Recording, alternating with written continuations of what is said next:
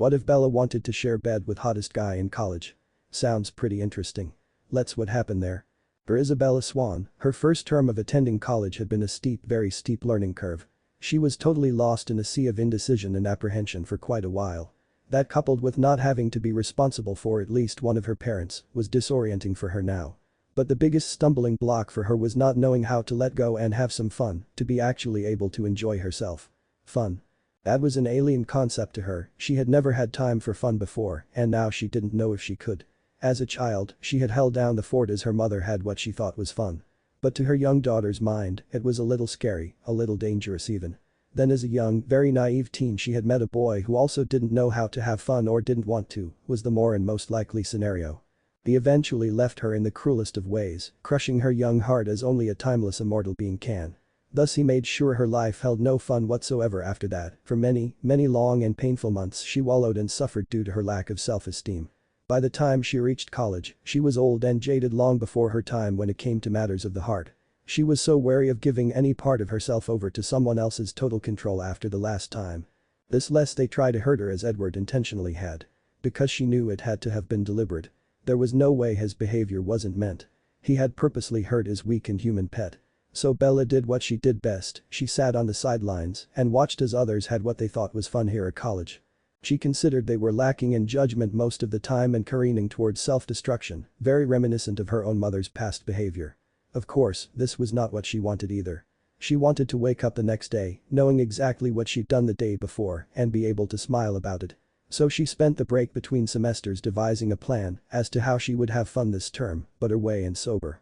She had no intention of being another college dropout due to alcohol or a young mother due to carelessness.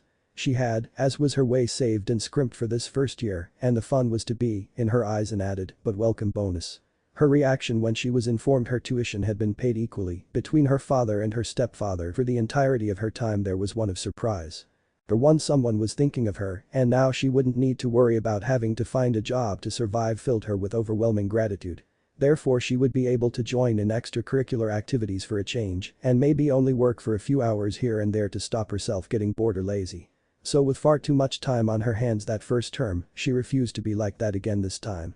Her biggest desire for her second year was to lose her virginity. She was almost 20 and felt it was about time.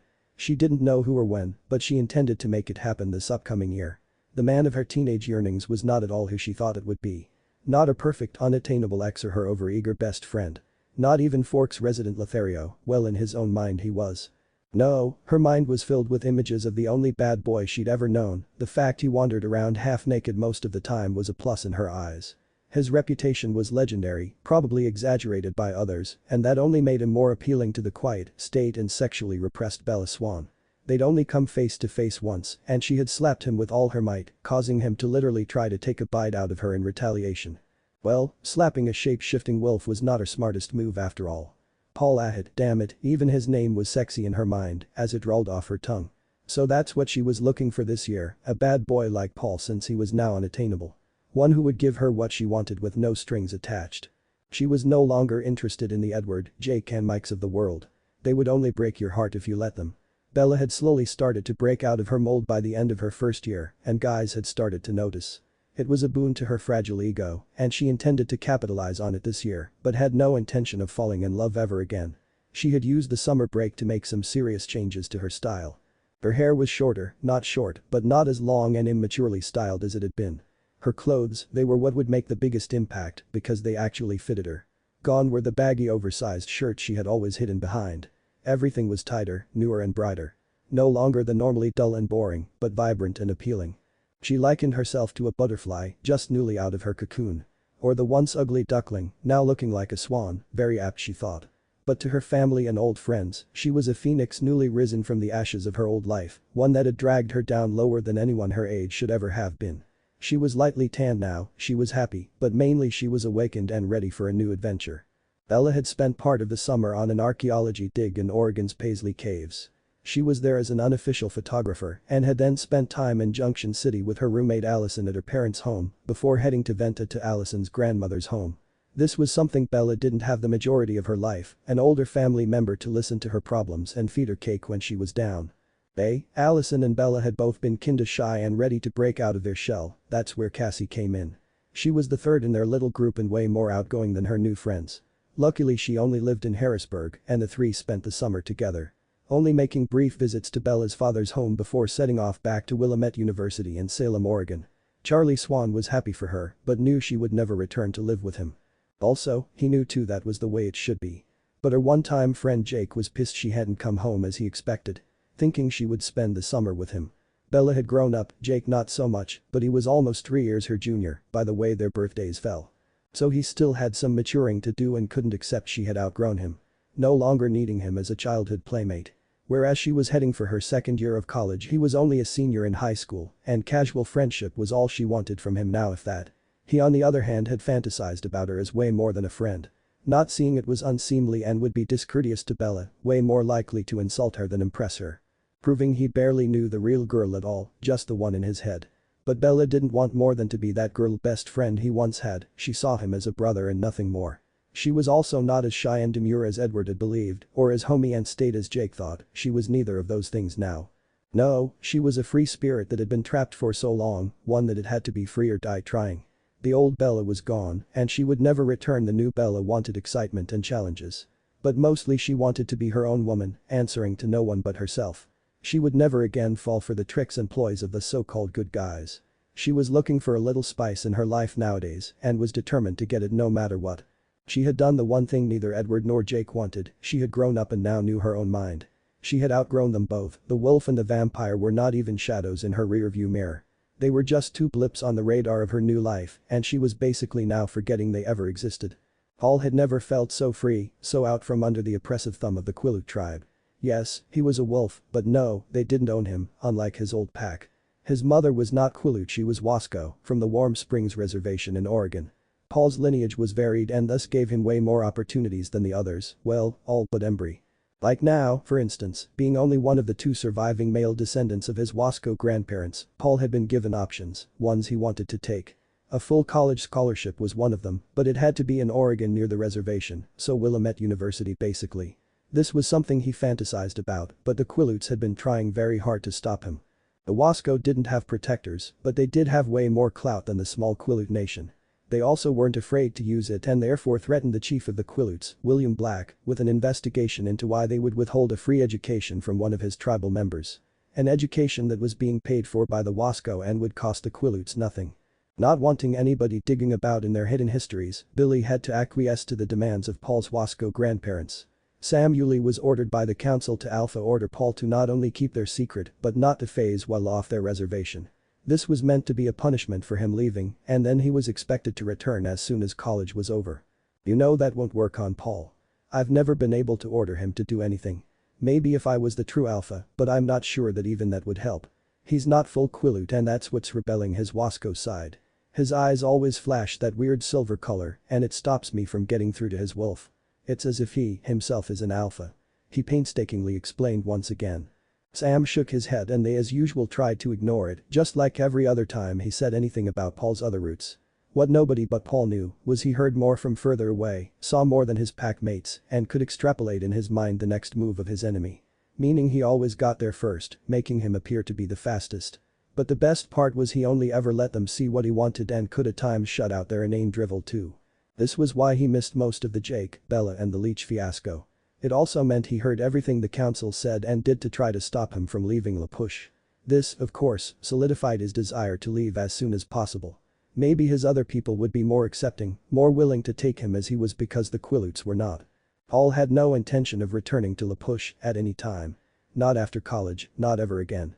All his family ties to the tribe were gone, and he held little or no respect for a council of elders who only had their own petty interests in mind, above that of their tribe. He knew it annoyed them that he looked more Wasco than Quileute. He was leaner than the others, never had he been prone to gaining weight, so once he phased he was what the girls called ripped. Where his friends had 6 packs, Paul had an 8, there wasn't an ounce of spare fat on his sculptured body, and it was natural. Did this make him big-headed? Hell yes. When women started throwing themselves at the barely 16-year-old, he went with it. Diving in headfirst and wholeheartedly. Therefore his reputation as a man-whore was solidified, and although it was extremely over-exaggerated, Paul never claimed otherwise. What 16-year-old boy would, but he was 19 now and his priorities had changed somewhat. Paul wanted to get that free education and make something of himself. He was creative, even slightly artistic, but the Quileute elders hadn't cared. He knew there was a market out there for First Nation traditional artisan goods. Other tribes had cashed in on this trend, but not the Quileutes. No, they would rather the people starve than the secret getting out by mistake. Which was crazy, there were already books out there about them. Paul was not sure which of them was the worst, Old Quill or Billy Black, hell even Harry Clearwater. Had he not refused to let his own children get a proper education before he died? Well, Lee really. But Lee was resourceful and had managed to take online courses with Chief of Police Swan's help. She was a part-time dispatcher at his station, and that gave her access to courses and funding for said courses. He was lining Seth up for a police cadet course when he was of age as well. The elders said nothing because Charlie Swan would also go over their heads to the BIA, and they knew it. What nobody knew, not even Paul at first, was that it was Chief Swan who had contacted the Wasco and asked if Paul had any living relatives there. When the answer was yes, he spoke to Paul about it, even before Billy Black. Once Paul had agreed to meet his grandparents, it was in Forks at Chief Swan's house. Paul had been apprehensive, but one look at his grandfather was like looking in the mirror. Paul could see just what he'd look like in later years, not too shabby, he thought.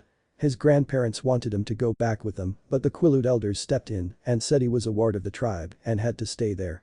This was crazy as he had living relatives in another tribe. His next move was to get himself legally free. Proving to a higher court he no longer required the aid of the Quileutes. Once again this was achieved with Charlie's help along with his grandparents. The man was a godsend for Paul, and he didn't know how he'd ever pay him back for all his help. But he fully intended to, he felt that he owed him that at least. So a newer, smarter and less promiscuous Paul was born. He wanted to make something of himself and prove to everyone he was more than his reputation had made it look. What he didn't know was once at college his biggest challenge would not be the learning, but one petite girl. A girl whose father had been the reason he'd escaped the oppression of the Quileute elders. The first time Paul's grandparents knew he had the silver lighting in his eyes was just a week into his arrival at Warm Springs. He was unused to living with others, following rules and minding his manners. Boy, did it show. In a bid to not phase, his eyes flashed in warning at his grandfather. Instead of fear like the Quileutes always gave him, his grandfather showered him with happiness and joyousness at this event. Paul was confused by his attitude, but after a long discussion about family heritage, all was revealed. This was when Paul also showed his grandparents the other part of him. It was decided that Paul would be best served living nearby, but not with them. His new cousins acted so as well, so it wasn't unusual or would be seen as unusual. So for the first time in his life, Paul had a decent home to call his own and not a rundown hovel. Bella was ready for the new semester to start. Both academically and mentally. The three friends were now sharing an apartment rather than being in the dorms. Bella had enough finances to go it alone, but was happier to share with her two friends. Cassie had slowly pulled the other two out of their shells, and the three were drawing attention, male attention, to themselves. The girls were ready for some fun this year and signed up for anything and everything. They were pushing themselves to do things that they normally wouldn't have even thought to try. Zach, Paul's cousin too, was returning for his second year, and Paul was a freshman. For once Paul was vibrating with excitement and not anger. The boys were staying in a cabin at Silver Falls, as the 3-hour journey to Warm Springs would be too much for Zach every day, both ways. Paul could have run no problem, but he decided it would be best not to. The just over 30-minute drive would be easier, and they were paying for room and board by helping out in the state park on the weekends, and Paul could run to the reservation to deal with the animals they both had collected a couple of evenings a week. Which is where he was right then. "Hey, little dude, are you hurt?" Paul asked the beautiful black-colored bird. "Okay, I see that now," he commented as it tried to hold out its broken wing. "There, how's that feel? Good? You need to rest and let it heal, so settle in, it'll take time," he explained before settling the bird in a large aviary he'd built. "No fighting, okay," he warned several other birds. He wasn't really that confused. Yeah, he was talking to a raven, and yeah, he understood it. But he was a wolf, so he understood weird more than most. What he had found out not long after being in Warm Springs was that this was his Wasco side at work. Those with the silver lightning in their eyes could talk with animals and birds and even see through their eyes when a bond was instigated. Normally anyone with the silver lightning in their lineage could bond with just one animal, usually a bird. But Paul was a blend of two cultures, and therefore animals could also talk with him in both his forms. His new place soon resembled a petting zoo with lots of small pens to keep the injured safe. Paul had started to become the newest healer of herder-hunted animals, alongside his cousin Zach. Paul had found his calling. Animals weren't cruel for no reason, they didn't lash out just for kicks, they always had a motive, a good reason. Paul was better placed than Zach to find out what that was when he shifted. His cousin had been amazed at Paul the first time it happened. An injured dog had tried to bite him due to pain and fear, and well, this was Paul, and nobody bites him. He phased and ordered the dog to stand down, which it did in the face of a much more powerful and larger adversary. So by the time the local bullies, why are there always local bullies, he wondered as they made it out to his place on the edge of the forest. He was about to switch back when the bullies strolled into Paul's yard and started to push Zack around and taunt and tease some of the animals. As his silver wolf, he crept up quietly behind the fools and let out a roar that scared the shit out of them. One fled, one pissed himself and the other fell to the ground crying for his mommy.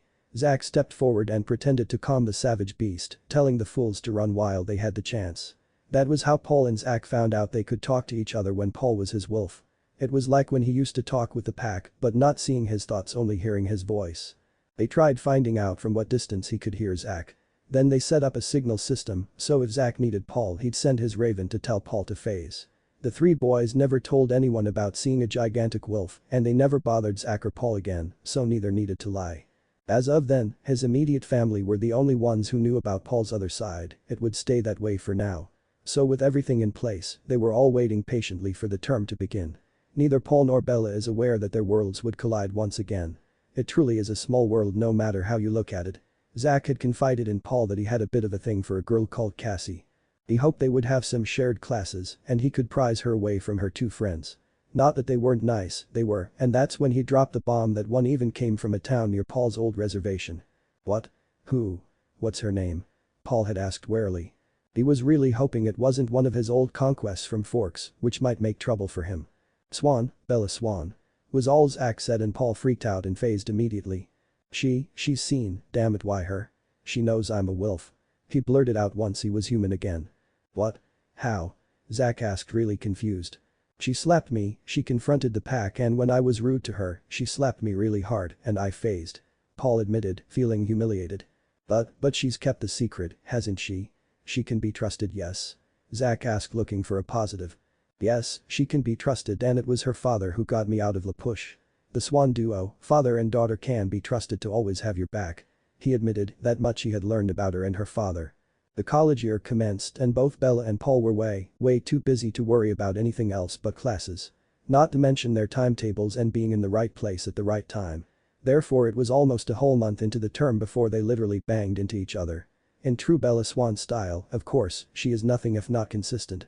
Bella was casually looking down at the notes in her hand, not on the way ahead of her, and he was looking over his shoulder talking to Zack. They, of course, collided and his arms shot out to catch whoever hit him, or was that who he hit as they went over backwards. They both gasped in unison with recognition, her because she never expected to see him of all people here. Him because this was not how he thought their first meeting would happen. Paul. Bella murmured as her eyes took him in. Swan. Paul said in awe of the sexy girl in his arms, she hadn't looked like this in Forks. She had been dowdy, even plain and hid behind her hair and those baggy clothes she always wore back then. But this girl was fit, slim, tanned, and her clothes clung to her curves. Curves he didn't know she had, hell, never guessed she had. Bella was also admiring the man in whose very firm arms she was still held. He looked older somehow, more mature and happy. Yes, he looked happier than she had ever seen him. Both simultaneously thought two opposing thoughts. Bella's mind said yes, yes, yes, and Paul said no, no, no, she was the one person he shouldn't be attracted to. He finally straightens up and once he was sure she wouldn't fall over again. He remembered hearing from someone how clumsy she was before he let go of her. They just stared for a few moments and Paul did hear her heart racing but put it down to shock. Bella was appreciative of exactly how good he looked with his clothes on. Which admittedly others might find a tad odd, but she was used to just seeing him barefoot and in cutoffs or shorts. He looked much nicer, much taller too, and the all-black outfit, it made him really stand out from the crowd. She could see others looking at him or some who were sneering at her, which shocked her. She was never normally on anyone's radar, but Paul just drew attention without trying in the least. Did those girls think she banged into him on purpose, as they obviously would have? Bella had never been that forward, never thought to be that calculating, hell she'd only ever tried flirting once, and it had been bad. Thank God the recipient hadn't been experienced or it would have failed badly. I didn't know you were attending here, Paul, it's a little off the beaten track for you, isn't it? In fact, how the hell did you get away from La Push at all? I remember Jake saying how they all felt like prisoners sometimes, Bella asked curiously. Didn't your dad tell you? He got me out of not just La Push, but Washington as well. He found my mother's family, my grandparents, and they live here, well out at Warm Springs actually, Paul replied, both equal parts happy and scared to see her. Ah, no he didn't, but Dad plays his good deeds not only down, but close to his chest. I knew he was helping Seth and Lee, but I didn't know about you. Bella responded, smiling wistfully in thoughts of her father. Swan. Nobody else here, except my cousin Zach, knows about my furry problem. Paul started to say. Your secret is safe with me, Paul. Hell, who'd believe me about it anyway, or the reasons why. I don't want to stint in the nut house, thanks all the same. Bella laughed and Paul relaxed, giving her a big smile as she waved over his shoulder to the stunned Zach. Wow, Bella thought, Paul's even more handsome when he doesn't scowl or sneer at you, and was that a flash of silver in his eyes. Silver fur on his wolf, and now silver eyes as well. Her name for his other side already was Silver. That's how she had always thought of him, the wolf, as liquid silver. Now he was the man with the silver eyes as well. Paul was also just staring at her, thinking he would have to be real careful around her, but his wolf was rumbling in his chest and already trying to mess with his mind. Bella was far too attractive and he didn't want that to cause any problems for either of their futures. What Paul didn't realize was he would never imprint like the way the Quilutes did.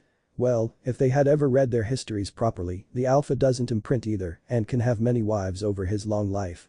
It's not as if they didn't tell the story all the time, she was the alpha's third wife, so obviously they could have more than one. The Wasco way, just like every other human on the planet, it was the meeting of your soulmate. Or in their case Bella and Paul, that is, the re-meeting of your other half. His wolf grasped it right away. No wonder it had felt admiration for the little spitfire who punched them before. Yes, punched, not the slap Paul had told Zach about. She was his equal, in the past, present and now the future. The only problem would be convincing the man what the wolf had instinctively already known. If it hadn't been for Jake's obsession and Edward's glamour, they might have seen this all a long time ago. Bella also thought the sensations she felt were nothing more than the sexual attraction she had always felt towards him. It was an attraction all right, but at a much deeper level, and she just didn't realize as of yet. This would become more and more serious as time passed, making her do things she would never normally do, and at the same time, he would keep trying to avoid anything physical between them. He wouldn't or couldn't stay away completely from her though because of the wolf, so they were at an impasse that everyone would find amusing. The sexual tension became immense, and everyone but them would soon see the longing looks each gave the other. Paul was determined not to abuse Chief Swan's kindness by screwing his one and only daughter. It never crossed his mind at first that he could maybe slowly get to know her and then date her. He had never had to deal with this sort of relationship and he was all at sea because of it. The same could be applied to Bella, she would be so intent on getting Paul into her bed that she never once considered they could just date and still get the same result and be possibly more to each other. It was as if they had swapped places, minutes from before if you will, and it would only be a matter of time before they had to confront it. So after 3 months of her heavy-handed flirting, she really was bad at it and him backing away. All this was due to both of their insecurities. Paul never expected to be pursued and it scared him, and Bella never expected to become as obsessed. It was Paul and not Bella who exploded after he felt she was pushing him too far. Bella had been unable to stop herself from running her hand down his back and over his butt as he lay on the grass. God damn it, Bella. I don't want to just have sex with you. He blurted out while they were all sitting outside studying.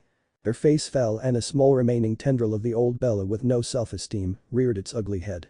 Everyone else held their breath, not looking at either of them. Paul saw it in her face, the devastation he'd seen in Jake's mind back in Forks, and his wolf roared inside him. He was dumbfounded as she stuttered those heart-wrenching words. Even you, don't want me. She spluttered, feeling so small and worthless. He grabbed her by the shoulders and turned her to face him, lifting her face and forcing her to look up at him. That's not what I said, Bella. I want you to listen to what I'm saying. I don't just want to have sex with you. I want to be your friend. I want to get to know you as the person you are outside of Forks. I want you to like me for me and not just for my over-exaggerated skills in the sack, he said firmly and calmly. This was when even she now saw the much more mature Paul showing through his usual air of bravado. Bella was mortified, she knew she was pressing all his buttons on purpose and not looking at him as a person. She was treating him like a slab of meat, a means to an end, and not a real living breathing human being. She covered her face with her hands, humiliation radiating off of her. She wanted to run away and hide and never come out again. She tried to twist out of his hold but couldn't. Bella, I like you, I really do. But I've changed thanks to your father, just the same as you have. Yes, I had a bad reputation back home in Washington. But I don't want to be that angry asshole anymore. I don't want to be the snarky guy whose face you punched for being a jerk. I don't want to be known as just Paul the man whore. I want people to like me for just being me, you understand that, don't you? He explained to a quietly sobbing Bella. Zach and the girls all sat open-mouthed, never having seen a more confident or open Paul and a quite so contrite Bella. What no one but the wolf knew was how he had made Paul jerk his head to the side with her punch so she wouldn't break her hand on his jaw. It had been bruised, yes, but not broken that day because of that movement alone. "You punched his face?" Cassie asked, amazed. Nobody but Zach knew how well they had known each other, or at least known of each other before. Not that it had been that well, him only seeing her as the leech lover who was maybe, possibly stringing Jake along, and her seeing him as an angry, arrogant and volatile, but sexy wolf boy most of the time. "Yes, she did, Miss Swan has a mean right hook. I was making fun of her and her friend, goading her actually, and she took a swing at me. I deserved it and forgot her father probably taught her how to throw a punch," Paul said laughingly as Bella started to pull herself together. "Thank you, Paul. I'm sorry for how I've been behaving toward you. I was so intent on you being the one I lose my virginity to that I lost sight of reality. So, yes, I would like very much to be your friend," Bella said as she mentally berated herself. Bella was thinking, how could she have been so blind? Was she the only one allowed to change? If she could reinvent herself, why shouldn't he? Paul was flabbergasted. She wanted him to take her innocence, and half of him really wanted to accept that offering right now and half didn't want to ruin any future relationship with her.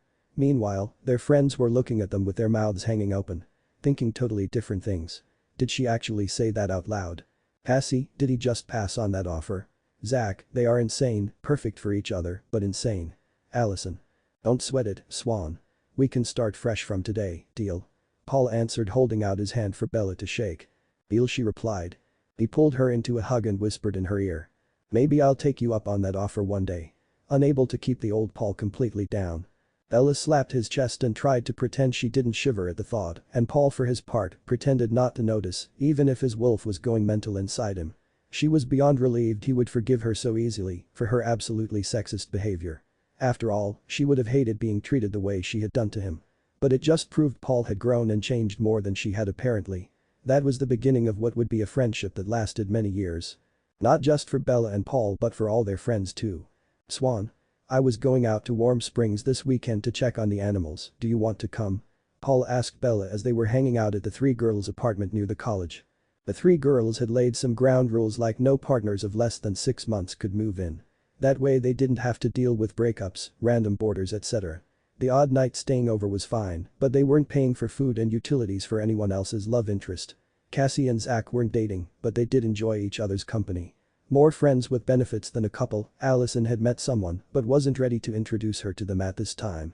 Paul and Bella were also inseparable, but not yet officially dating. He didn't want to push things along too fast and was enjoying having a real friend for once.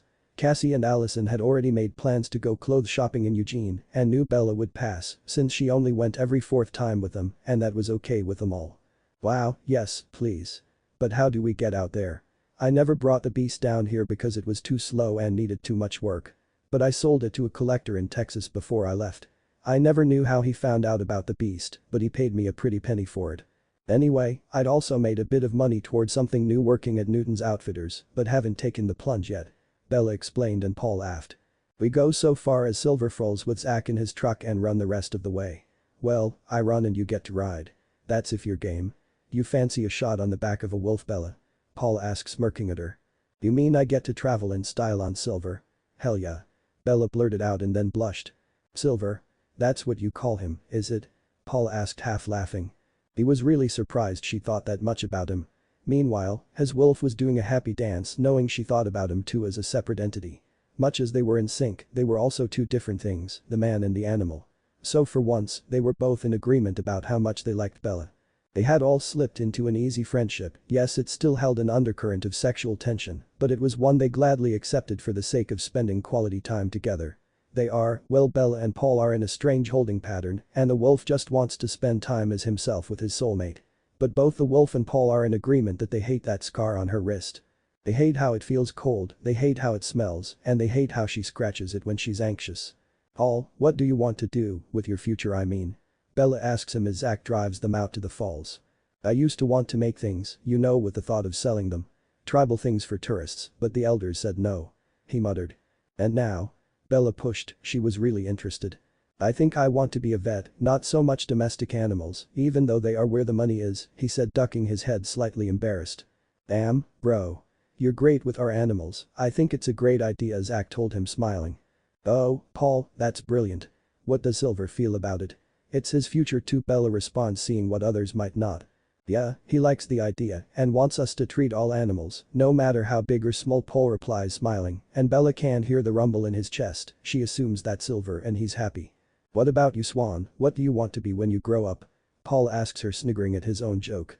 I don't know. I thought about teaching once and then being a photographer. But to tell the truth, I just don't really know.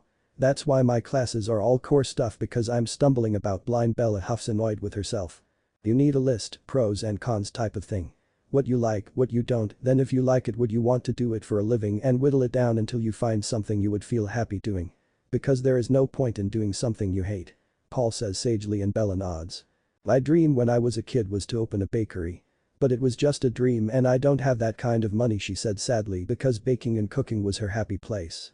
You don't have money now, you mean? Nobody does to start with, well, most don't. But you will never know unless you try. Don't give up before you even try.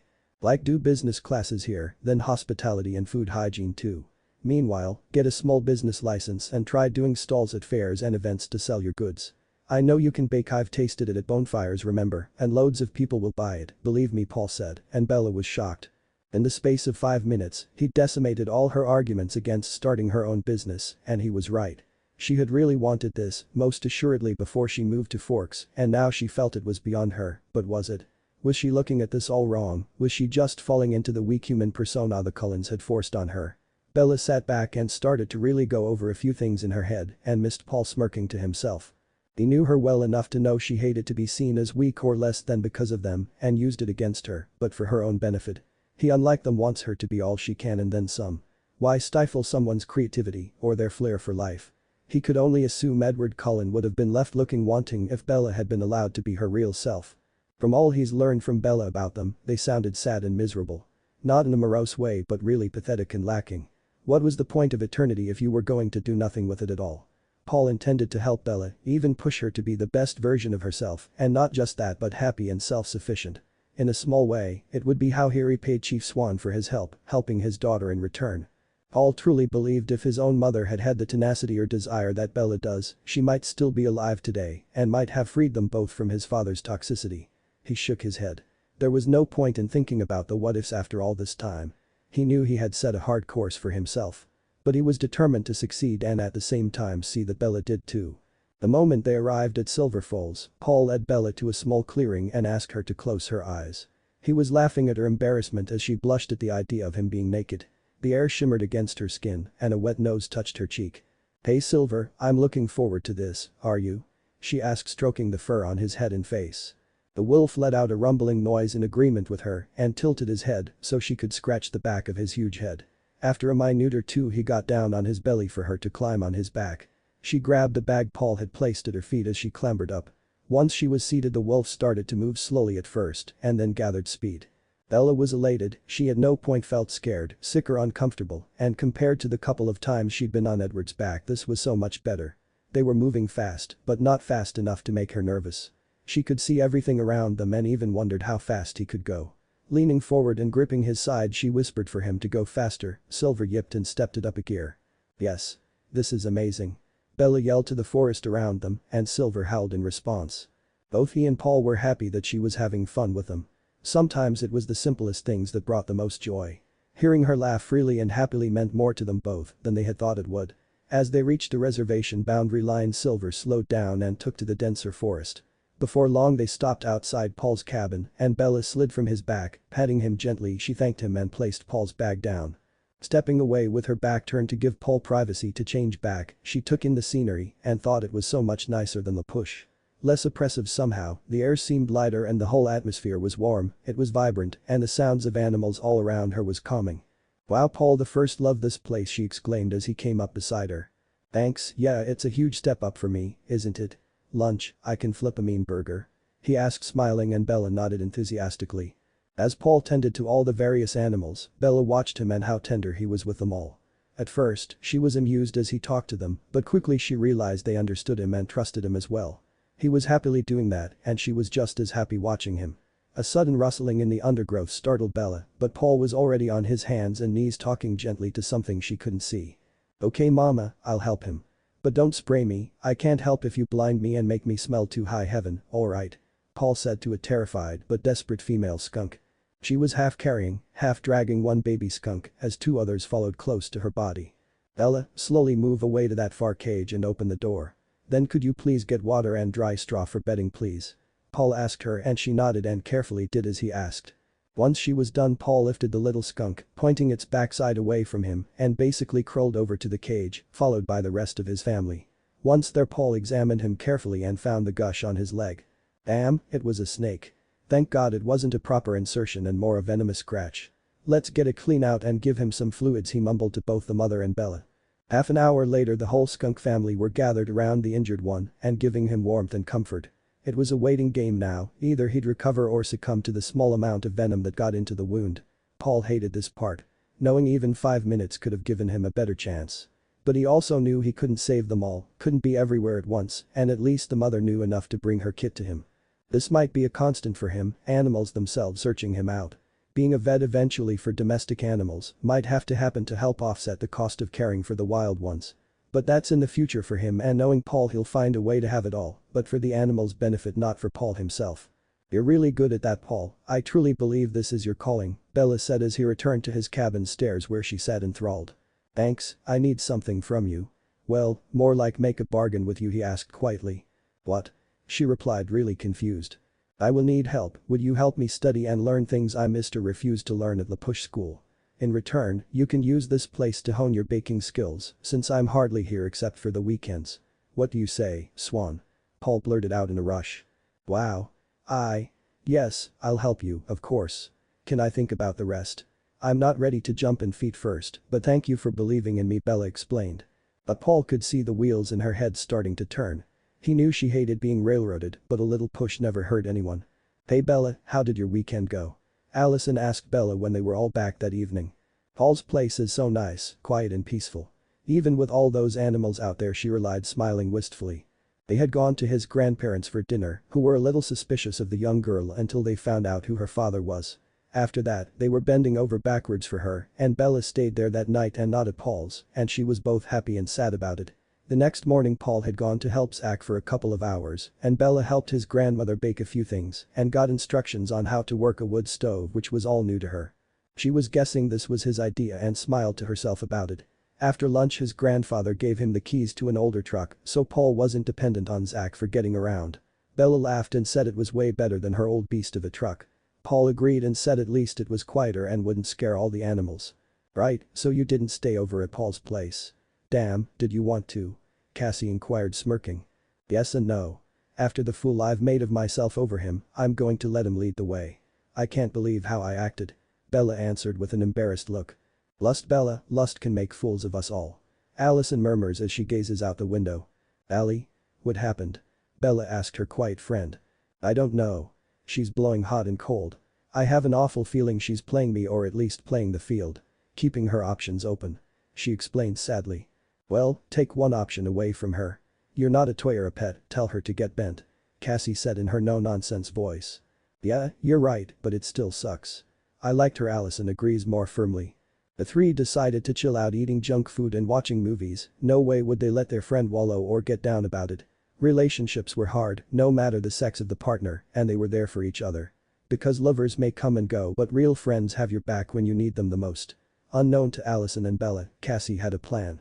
A diabolical plan. She knew exactly who Allison's ex was after and made plans for them all to be at a party next weekend. The party where she would introduce Allie to her rival, a girl who hated cheats and users. With any luck, the two would hit it off and little Miss Sneaky Bitch would end up alone with no options. Was it revenge? Was it cruel? Hell yes. But sometimes you just have to do what you have to do for your friends. Bella had been thinking long and hard about Paul's idea, and she was both excited and scared about it. So she did the only thing she could and phoned her father to run it by him.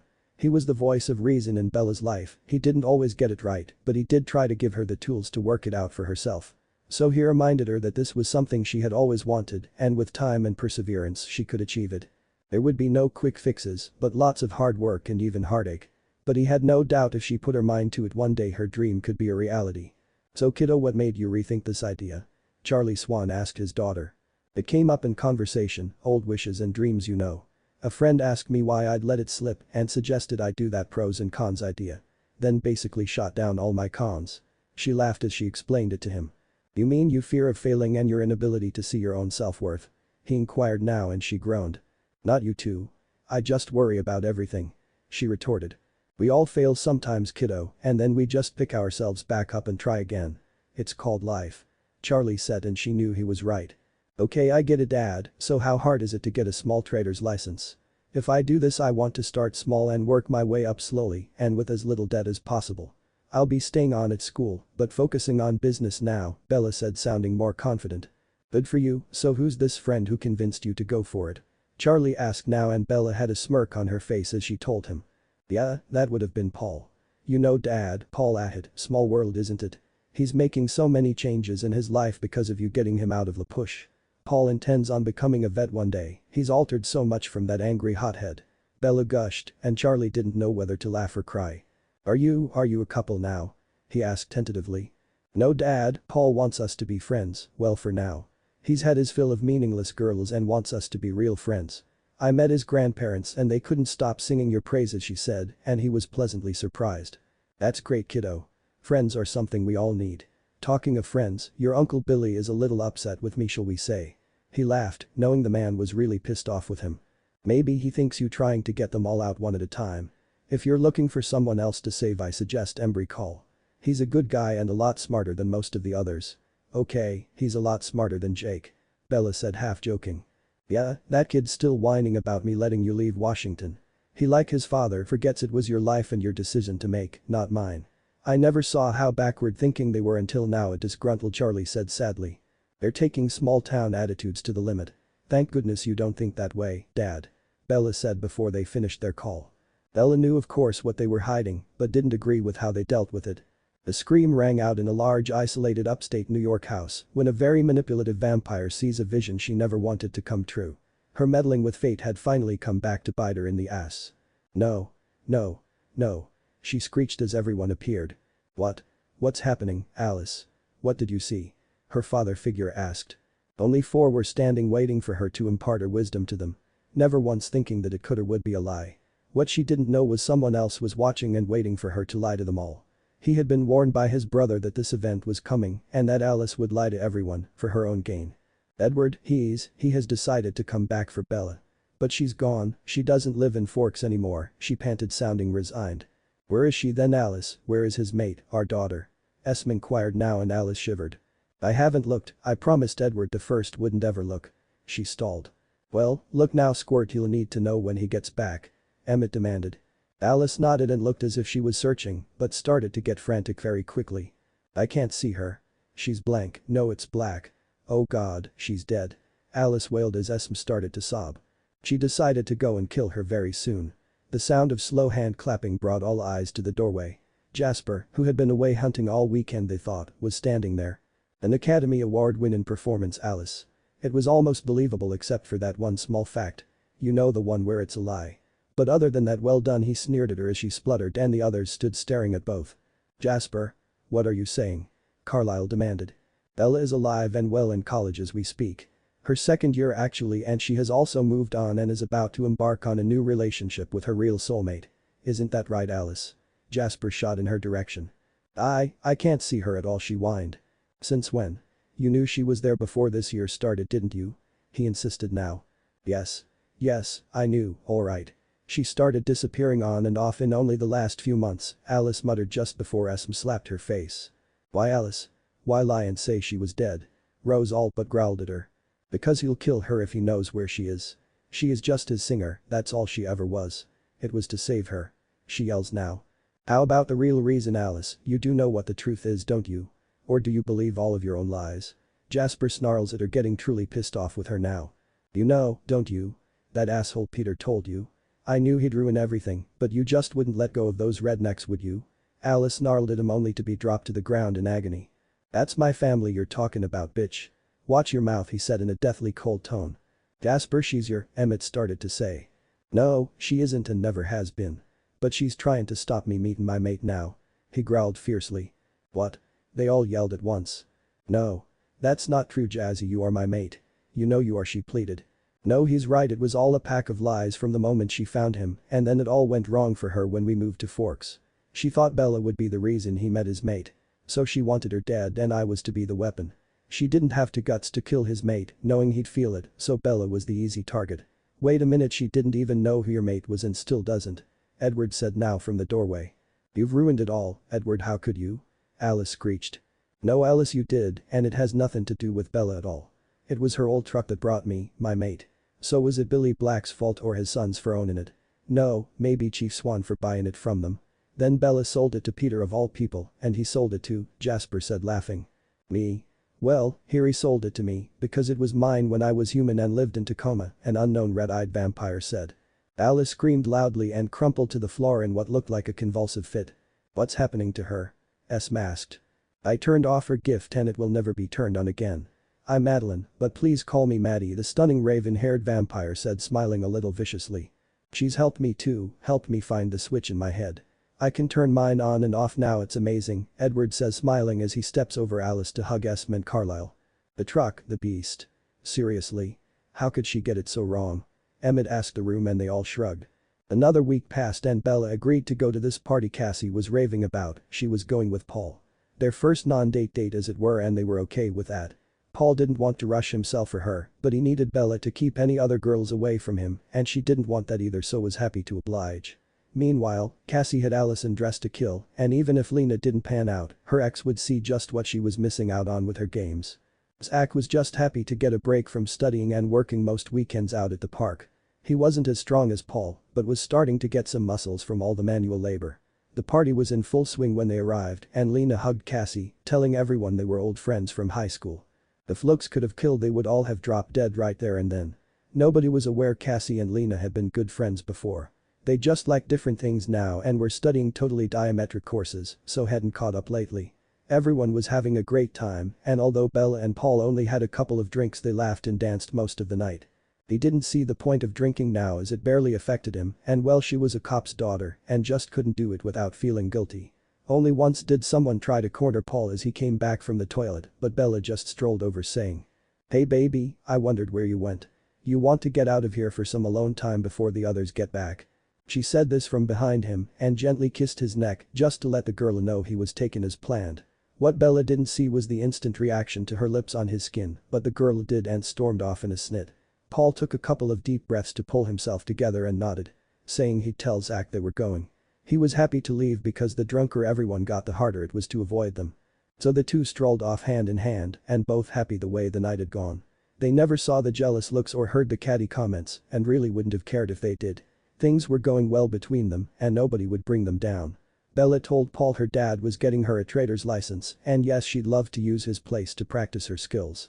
From then on, most weekends he gave her the truck to drive out to his place while he helped Zach, and then he ran as Silver to tend the animals and be her test subject, tasting anything new she tried. Then they spent time studying and helping each other if they got stuck. The first time she did stay the night, he slept on the couch and gave her his bed. They were both being careful not to push the other, but both would have jumped at the chance if it presented itself.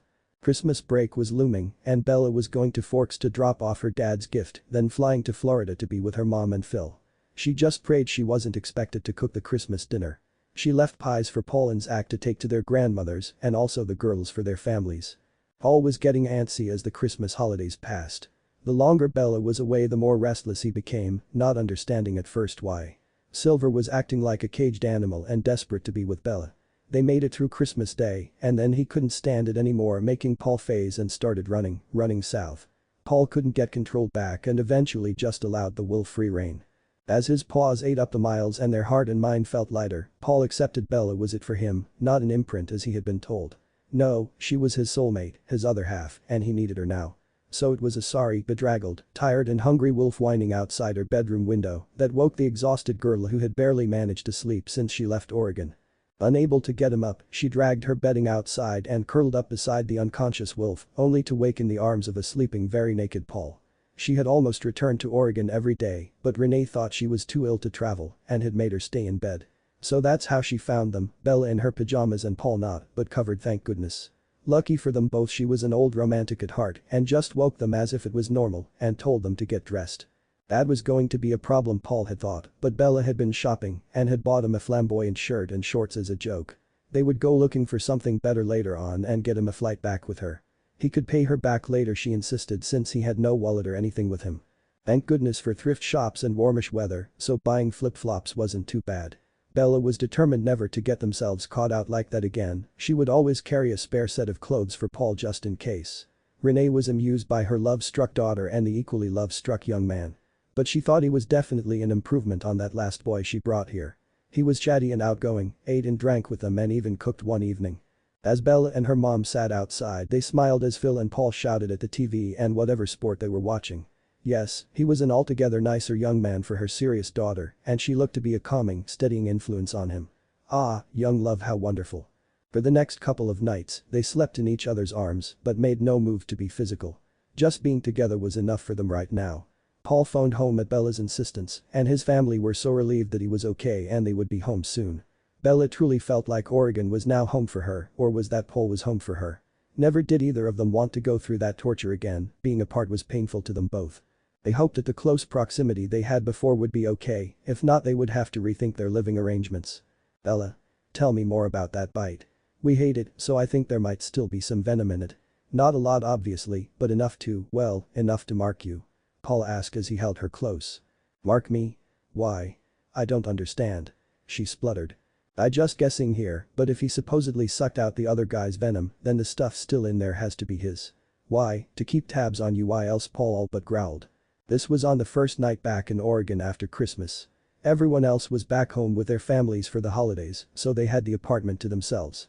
As a result, Bella felt better about explaining in much more detail how it happened, about how it occasionally itched and that it was always cold to the touch. How it felt alien to her, like it wasn't part of her body at all. But mostly how much she hated it and refused to touch it if she could help it.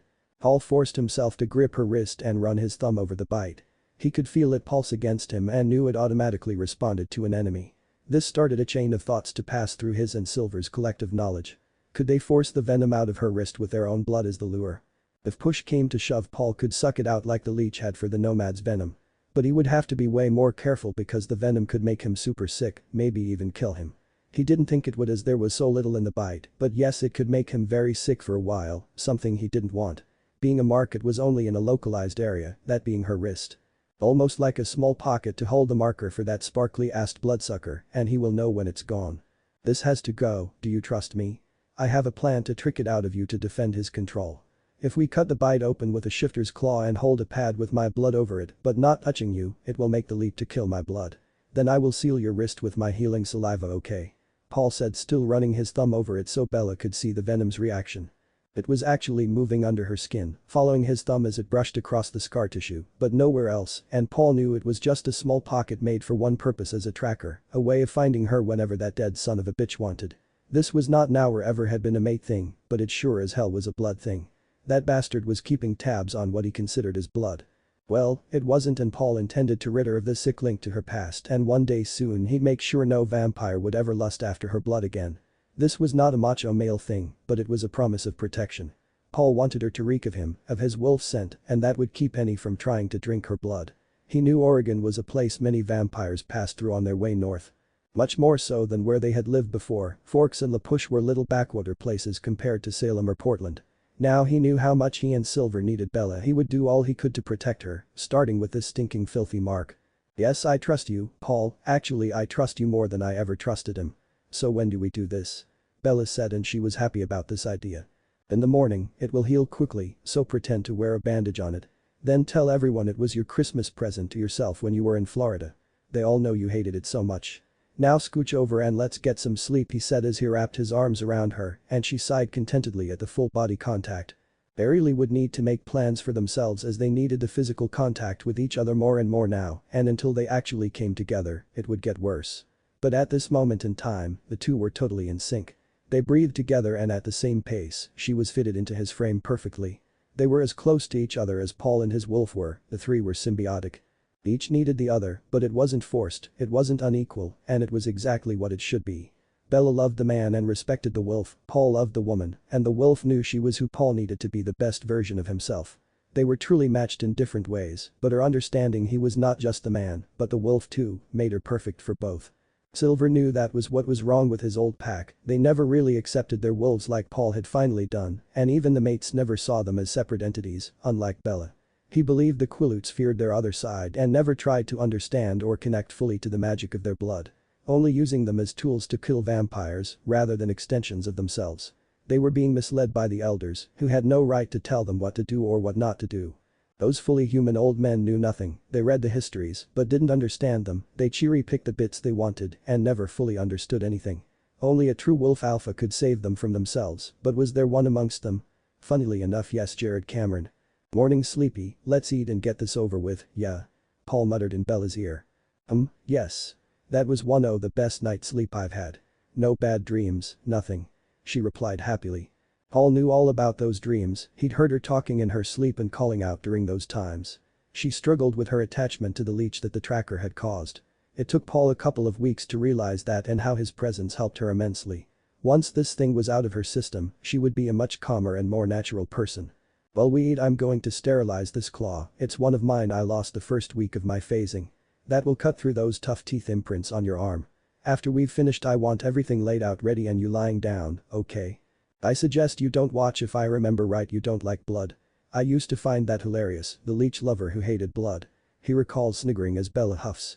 Yeah wolf boy, very funny. But look at me now, I'm the wolf lover who hates blood. She snarks before realizing she just said she loved him. Damn it, Swan, I'll lose my concentration.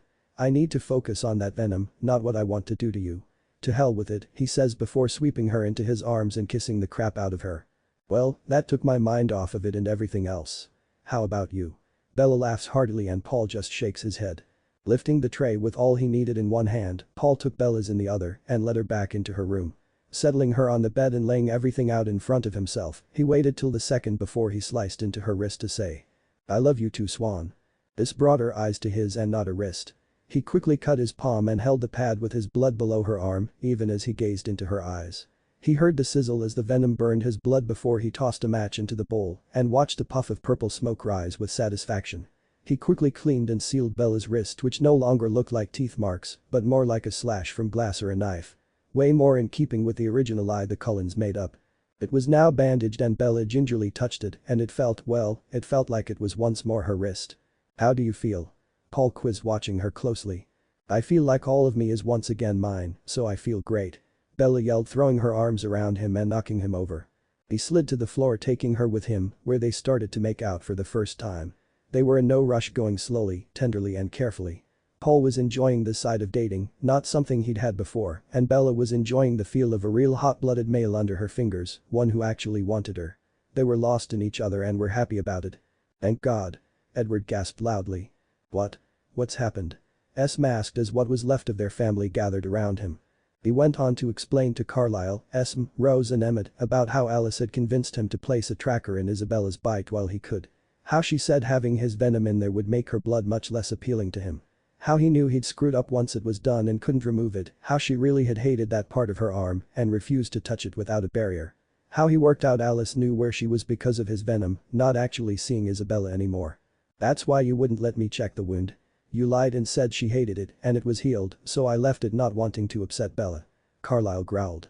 Well, it's gone now and that means a supernatural removed it. So the new man in her life is probably a shifter, but I thought they couldn't leave. Edward quizzed. Emmett, check the BIA database and see who moved away to Oregon. Looks like that's another state we'll have to avoid as well as Washington, Rose said with a sigh. She was happy for Bella, this way she'd have a life, a family and a real future. The shock of the whole debacle with Alice had left a bad taste in everyone's mouth that she would go that far to stop Jasper from meeting his mate. But she showed no remorse, refused to see she was in the wrong, and then she tried to attack Maddie after she turned off her gift. Making that the end for Alice, Maddie wasn't like us, she was a fighter, a human drinker, and had no intention of living our humanesque lifestyle. So she tore Alice apart and before anyone could intervene torched her right there in the entryway. All she said was, one less annoying bug to deal with. I don't know how the hell you all put up with that whining for so long. Jasper wasn't even fazed, in fact, he looked turned on and they just left saying they'd be in touch in 10 years or so. We were once again down to the 5 of us as if the last 60 years had never happened. Except for how happy Edward was now he could turn off his gift at home. He was compassing again, playing happier tunes and was just altogether nicer all around. All at. He's half Wasco and has living relatives out at Warm Springs, Emmett called from his computer upstairs. Wasn't he the angry silver wolf with the flashing eyes? The one you could only read when he was angry, Edward. Carlisle muttered. Oh, thank goodness it wasn't Jacob Black. I think that will do Bella the world of good. She was far too docile, he'll need a firm hand, and this will be the making of her," Esme said, smiling at Rose, who nodded in agreement. "I'm happy for her, believe it or not. I wasn't mentally grown up enough for her and would never have made her happy the way I was. Leaving may have hurt us both, but it was the best thing I could have ever done. Now we both have a new chance at life. She's found hers, now it's my turn to find mine," Edward said, sitting at his piano with everyone staring at him. Finally, after all these years, Edward had grown, and all it took was one human girl and being able to control his gift. "It's New Year's Eve, Paul. Do you want to celebrate with your family? Everyone else is coming back for that big party," Cassie was going on about. "But it's not my scene, so I thought I'd only stay for the ball drop and leave before all the drinking kicks in," Bella asked, smiling up at him. "They don't really celebrate it tonight, but tomorrow there will be feasting and a large gathering we can go to. I'll come with you to the party and leave with you too. Would you like to spend the night out at my place?" he answered tentatively. Yes, I would love to spend the night with you," Bella replied shyly as she held his eyes with her own. Paul let out a huge sigh. This dating was a nerve-wracking thing, but they knew this was it for them, and he wanted to show her how he now felt about her. After the pain during Christmas, it had made them realize they had to stop kidding themselves and stop fighting the inevitable. That they couldn't live without each other now.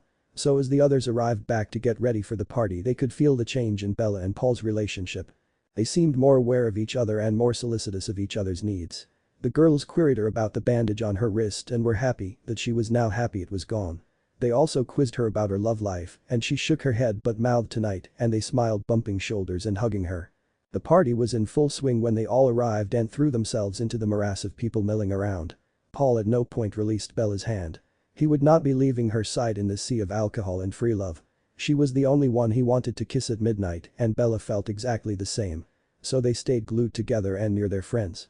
As the cheer went up with the start of the countdown, they clung together. Paul flipped the cap off of a bottle of beer and poured her a small cupful, and he would just drink from the bottle. The world disappeared for a few seconds for them as they wished each other a happy new year and sealed it with a kiss and a sip of their drinks. Next, they wished their friends the joy of the new year and said their goodbyes. Not a lot was said between them as they drove out to Paul's cabin. Bella slid across the seat and under his arm as they enjoyed the quiet drive. Both were slightly nervous for different reasons. She obviously, as it was something she had never done. He was regretting his man-whorish ways and hoped she wouldn't be disappointed in him for it. It was like she knew where he was going in his head, and she patted his legs saying, "Thank goodness one of us knows what they are doing, or this could be a disaster. I like the idea that you can teach me about sex and my body's reactions to it." He huffed a sigh of relief and hugged her closer. "You're okay with that? I kind of wish I'd waited," he muttered sadly. "This is different though, we are in this for the long haul.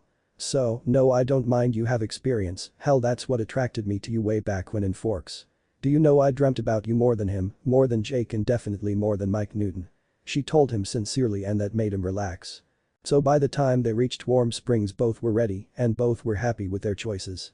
Paul made them a snack and they decided to have a shower together, not shower sex yet but one day. It made her relax more seeing his reaction to her body and how he lovingly washed her. Bella reciprocated, and this just turned her on more. He was so beautiful, so strong looking. Finally, Paul scooped her up and carried her to his room and bed. He was fascinated by seeing her porcelain pale skin against his own much darker tone. They were like yin and yang, two totally opposites, and yet they complemented each other so well. Yet even with that striking difference, they both had brown eyes, and images of a toddler with brown eyes and warm sun-kissed skin flitted through his mind. Something he'd never wanted before but wouldn't mind now. Similar thoughts were going through Bella's head. She had never wanted to be a mother, but the thought of them being Paul's filled her with a longing she didn't know she had wanted before. They laughed as they both said simultaneously, "You're so beautiful." "Oh my God, Paul. Whoa. Damn." Bella gibbered deliriously, unable to keep her emotions or herself grounded. "That's it, baby, let it go, don't hold it in. Let me see it, let me hear how you feel." He replied, never letting up on the sensation overload he was giving her. Bella had imagined, dreamt even, but nothing could prepare her for this. This was no immature fumbling of a schoolboy, this was being made love to by someone who knew what they were doing, thank the Lord. Paul was playing her like a finely tuned instrument and she was about to hit overload. Paul was also riding the high, this was nothing like any encounter he'd had before. For the first time, he was all in and giving as much as he gaining. Not wanting to be crude, but Paul was only ever interested in getting himself off in the past. If the woman did too, great, but it was not his number one priority. But slowly those older women had taught the brash teenager how to give as well as receive. But in all those encounters he had never been this invested, he had never been this emotionally involved. For the first time in his life, Paul was more interested in how the woman below him felt, in her enjoyment of him instead of how he felt. It was a mind-blowing concept. Paul had prided himself on never needing anyone. Becoming a ward of the tribe at a young age had hardened his heart and pushing everyone away hurt much less. But now in this moment, at this time, was a brand new feeling for him, a brand new start and he wanted it. So as they both fell over the edge Paul bit into the pillow to stop himself from giving Bella a mating mark, he wanted to explain that to her when they were not so emotionally charged. He wanted to calmly explain this was nothing like what Edward had done and more for her protection. It was a fine line he needed to tread to make her understand it wasn't ownership, more like a wolf marriage mark. Plus the benefits were amazing too, she wouldn't get sick like normal humans, and it would as long as he phased slow her aging process somewhat. Not like his own, but significantly so they would stay in tune with each other physically. Paul didn't know all the ins and outs because the Quilutes were never very forthcoming about these things. But he knew some snippets from Sam's mind, and one thing that stood out was the scent change, making Emily's blood repulsive to vampires, much like the wolves themselves. This to him would be the best bit, since Bella said she smelt extra nice to vampires, like all of them. So as they snuggled close for the rest of the night, Paul ran ways of telling her through his mind. So much so that Bella herself realized he had something important on his mind. "What's on your mind, Paul? I can almost hear the gears grinding in your head. Do you regret this, us?" she queried and he was taken aback. "No. Never will I regret this, and I'm sorry I made you think that," he answered sadly. "Then what? Has it got something to do with you biting the pillow? Is this a silver thing?" she asked, getting right to the heart of the matter. "Yes. I wanted to wait and explain, but all I did was worry you. I'm so sorry baby," he said in a rush. "Okay, let's get up and have some coffee. This might be a long night," Bella states and Paul complies. Once they are half dressed at least, and Bella gives a little smile at seeing the barefooted Paul of old. He wraps his arms around her and takes a deep breath. "No matter what you decide, I will never regret tonight. This was the most amazing night and believe me I don't want to lose you," he says calmly, but is almost convinced himself she'll leave. "Relax Paul, now tell me what Silver needs from me," Bella asks, and he shakes his head, she gets it even more than he does. So he detailed all he knew about the connection between a wolf and his mate. Reminding her they had not imprinted due to him only being half Quilute, he thought their bond was more, bigger and much stronger. Then he explained how much Silver needed to keep her safe from his enemies, the cold ones. "What? There are cold ones here?" Bella said in a panic. "They pass through here all the time, heading to Canada I assume.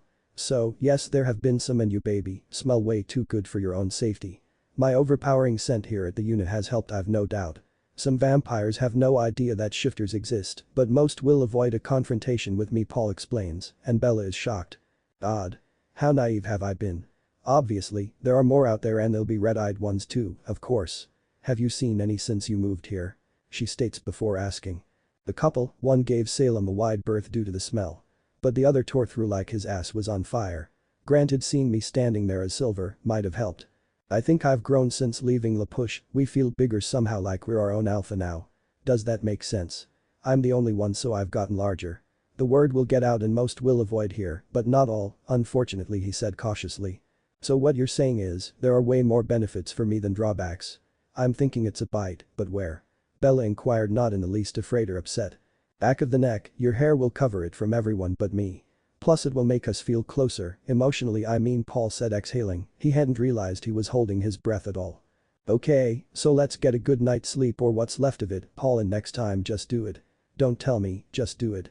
You know how squeamish blood makes me, so please seal it too," she mentions as she takes his hand and leads him back to his bed.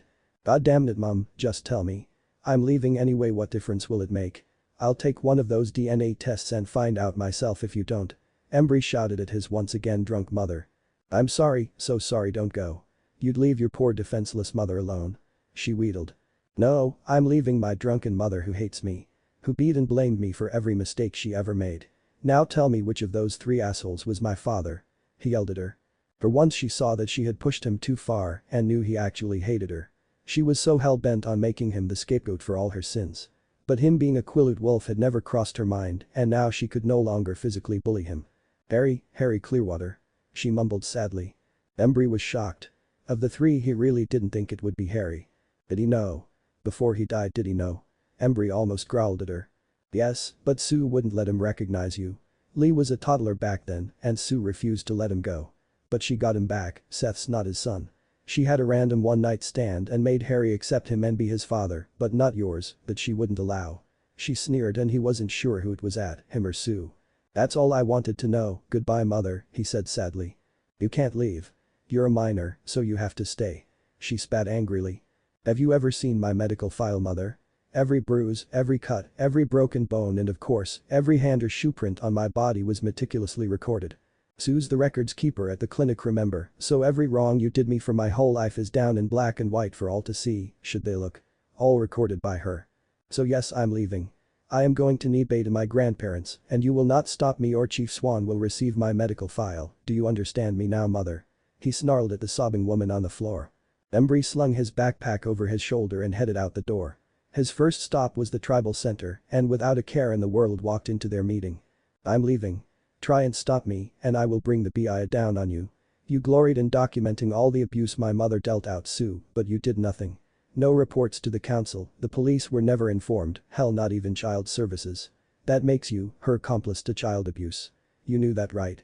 She told me about Seth too by the way. He sneered at her as she froze in her seat looking terrified. How about you chief? How many times did your son tell you about the beatings I took and you did nothing?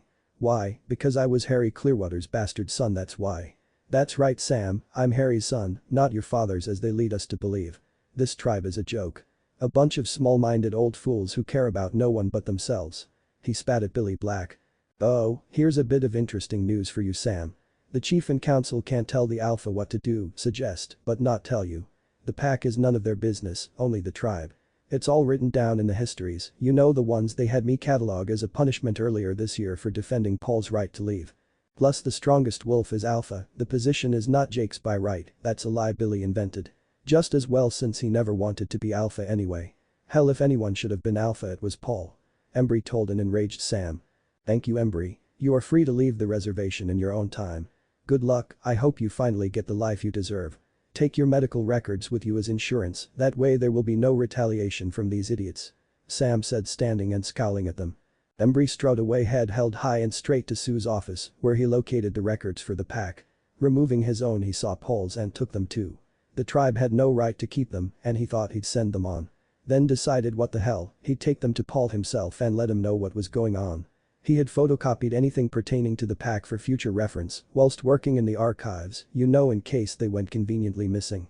He thought, of course, they had beyond doubt underestimated both Paul and him. But they had the blood of other tribes running through them. Making them wildcards didn't they consider that? No, they didn't and they forgot he too might phase and were shocked when he did. There's a wolf coming, not sure which one yet. Paul said suddenly.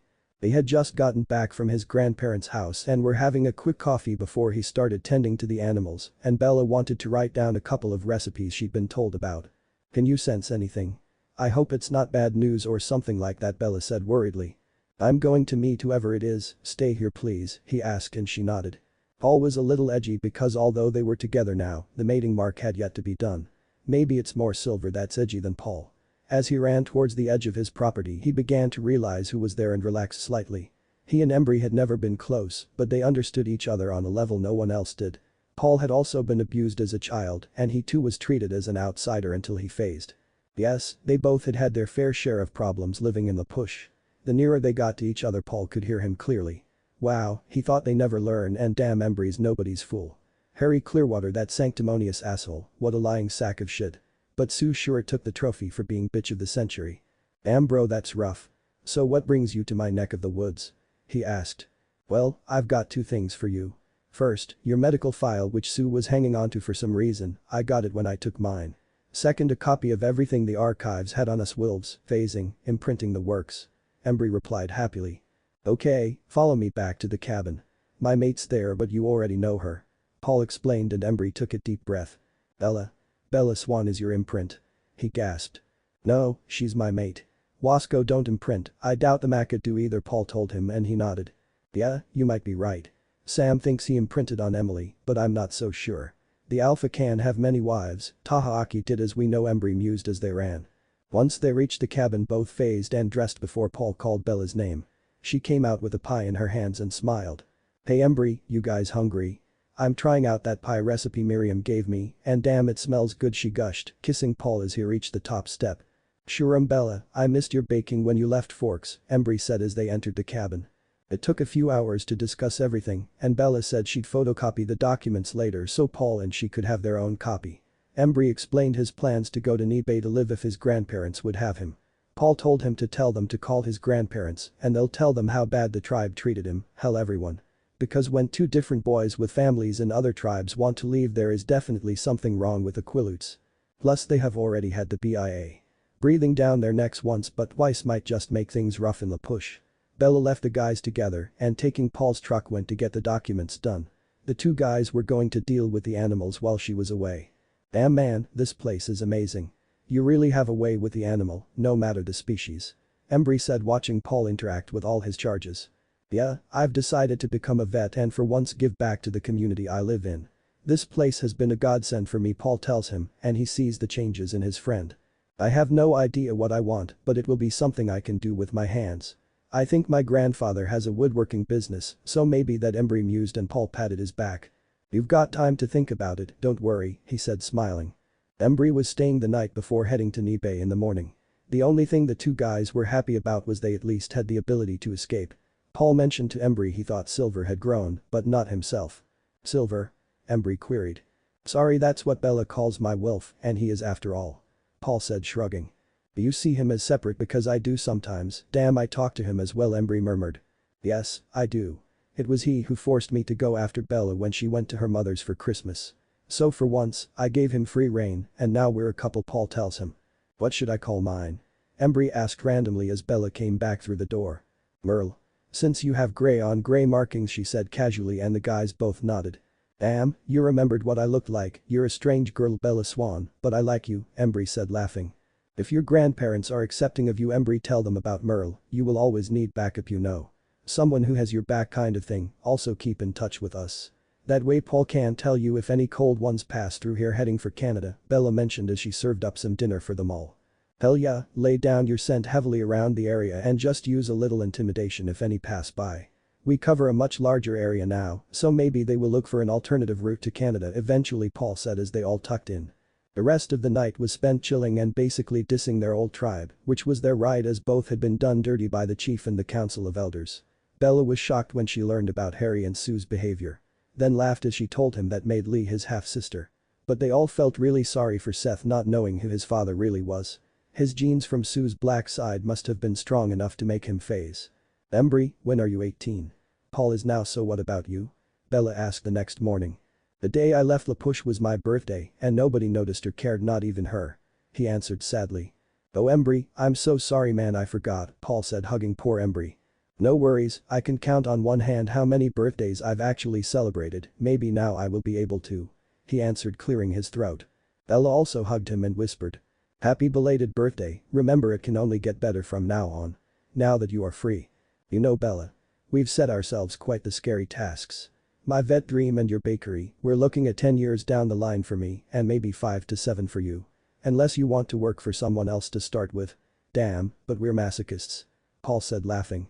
They were having lunch after Embry had left when the thought just popped into his head. Damn. Can we still live here in the future I mean, our future? Bella quizzed. Hell yes. I was thinking of volunteering in Madras at the shelter there. It's only 20 minutes away from here he replied sounding her out. The College of Veterinary Medicine in Corvallis wasn't much further away from Warm Springs than Salem was. But Paul would be in for a long haul with his choices, 4 years here in Salem and 4 more there. He would need to be looking for grants and scholarship money to fund this endeavor. Plans were forming in his head, like for instance he could volunteer during the summer at Madras Animal Hospital. That in his own animal shelter would look good on his application. But by all accounts, he was looking at 10 years in the future before he could even consider branching out on his own. Okay, once I'm finished with college I can do online courses if needed. So I will have to step up my game and sell enough to keep us afloat. Maybe work part-time for a bit too, your Grammy said there is a bakery in Madras. The Eagle Bakery so that's maybe the best route to start with. Bella mused. Grammy? She asked you to call her that, didn't she? She really likes you baby that's for sure Paul said smiling so big. Yeah, she did. Said me and dad were the best thing that could have happened to you. You don't mind do you? I lost both my grandmothers when I was young and she kinda makes me feel good about myself. Bella told him, slightly embarrassed. Hey, what's mine is yours, baby, even my Grammy. Paul answered laughing. But seriously, I don't want you thinking you need to carry us both. Hopefully, I can get some money from grants and stuff. The BI are into all that kind of thing, they like promoting those that do well. I'll call them about it, Paul informed her as he washed up after their meal. All in all, things were looking alright for their futures and both wanted to keep it that way. So if that meant working hard over the summer break they would. Neither had had what you would call an easy life, so hard work was nothing new to them. They made plans to go to Madras tomorrow to get hopefully him a placement in the animal center and her at least a Saturday job in the bakery. Bella was willing to start anywhere and work her way up. She'd be upfront about it in her plans for the future because honesty is always the best policy. They needed to get as much as possible sorted before college started again, and they got busy. Both would only work one day for now, and Paul would help Zach on the other. He had told him to leave all the heavy jobs for him. Basically, they had to get ready for the long haul because this would be no quick fix. Paul was so thankful he had the backing and support of not only his grandparents but the Wasco tribe. Considering they knew little or nothing about him, he was thankful. He was hoping Embry was having as much luck in Nibe with the Maca as he was here. They had always been the totally opposite of each other, Embry being calm to Paul's angry attitude. Now it had swung the other way and Paul was the calmer of the two boys. But knowing Embry once he is settled in Nibe, he will hopefully revert to the placid kind soul he used to be. But Paul and Bella were ready to take on all the hard work they would need to do because they knew their future was important and in their own hands. God damn it, Billy. Will you give it a rest?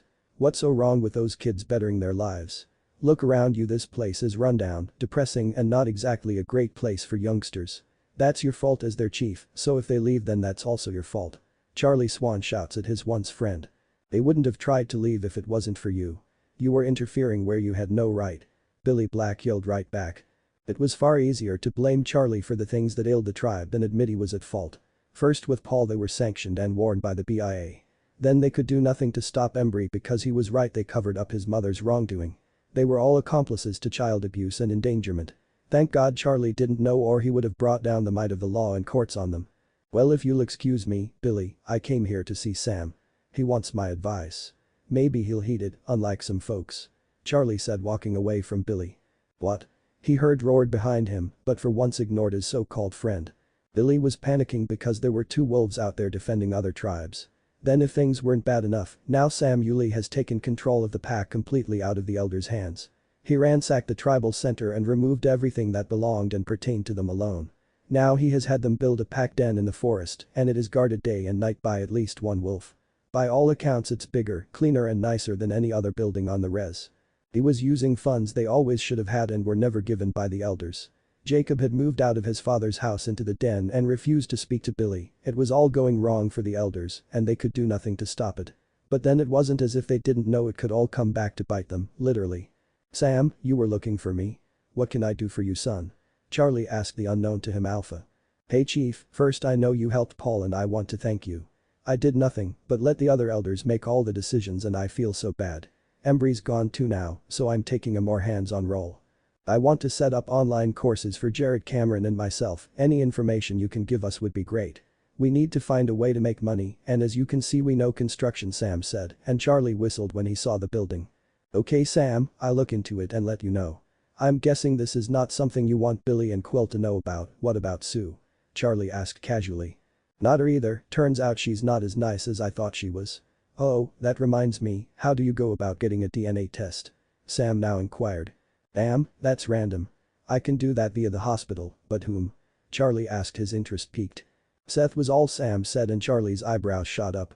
Would this be tribe number 3 getting to take on a Quileute? Yeah, the boy has a right to know if he wants to, Charlie said sadly. By the way, Paul's doing great and has plans to become a vet eventually and he's got himself a girl. She's playing it down, but I'm not daft. Charlie continues to say. A girl, oh a girl as in Bella. Damn, who'd have guessed, but she'll be good for him. That's what he always needed, stability, and now he's thriving. I'm glad, Sam said happily. Charlie left after that, thinking about what Sam had said. Hell, now he thought about it, Seth didn't take after either Sue or Harry, and this was why. Since Sam was now an elder, Charlie was guessing the wolves were back because hell those boys were big. Those fools forgot he had attended the bonfires, along with Billy, Harry and Joshua. So he heard about the wolves in the cold ones, back then he, of course, didn't believe it. But slowly things started to make sense and when the Cullens arrived he knew it was true. The fear he felt when Bella dated that boy, no that cold one, terrified him. But thankfully he left her and although she was devastated, Charlie was elated. So it was more than obvious that Sam, Jared and Paul were wolves, along with Embry, Jake and Quilvy. Then the shocker of Lee and young Seth followed after them. It looked like his daughter was destined to be involved with the supernatural no matter what. But better a wolf than a cold one. That way she could be semi-normal and he'd still see her and Paul. Time waits for no man or wolf, and college resumed once again. They were both thrown into the thick of it, plus their jobs at the weekend, giving them only one day off together and of course as many nights as they could. Paul and Silver were much happier now he had marked her, and she smelled more like him than herself. Bella felt no different than before, but since it made them happy she was okay about it. Charlie had been in touch and asked if he could visit them over spring break, and they agreed. He would stay at Paul's place with Bella and Paul. He was aware they were a couple now and well she was almost 20, no longer a child. He was going to let them know he was aware of their secret, but the Quileute still didn't know. Though he thought Sam might be aware. Bella sensed her father was getting more and more disenfranchised with his life in Forks and with his friendship with Billy Black. He really needed to spread his wings or get himself a lady friend. Maybe he should be trying to fish further from home or with other people. Heck, maybe a new hobby altogether, he's always helping other people, time to help himself. Anyway, that was happening in March, so they had a few weeks to go first. Bella was enjoying working in the bakery, she was only on the counter for now, but often watched the bakers and asked lots of questions. They could see how seriously she was taking this and often told her to make something and bring it in so they could offer advice and criticism too. Paul was in his element, unfortunately, some of the animals shied away from him at first. But he could talk to them so that made a huge difference, except for the cats. They had to be bribed with treats, of course. He had no problem cleaning out pens or runs. Paul wasn't put off by anything like that and it gave him time to talk to the ones around him. Even getting things for them before the other volunteers realized they needed something. They all thought he just had an affinity with animals and they weren't wrong. His biggest problem was not being able to phase to really get inside their heads. All in all, he was really enjoying his volunteering and was happy to go home at the end of the day with Bella who always had something for them to eat. She was usually full of all she'd learned and Paul smiled happily at how excited she was. Paul wasn't sure if he was looking forward to Charlie coming or not. Yes, he was the reason he was free, but he was also Bella's father. Those were two totally different things and no man cares for the guy who takes their daughter. Especially one with Paul's reputation when he lived in La Push. But he wasn't going to worry until he arrived and found out what this surprise visit was really about. That man rarely if ever leaves Forks, so this seems out of character for him.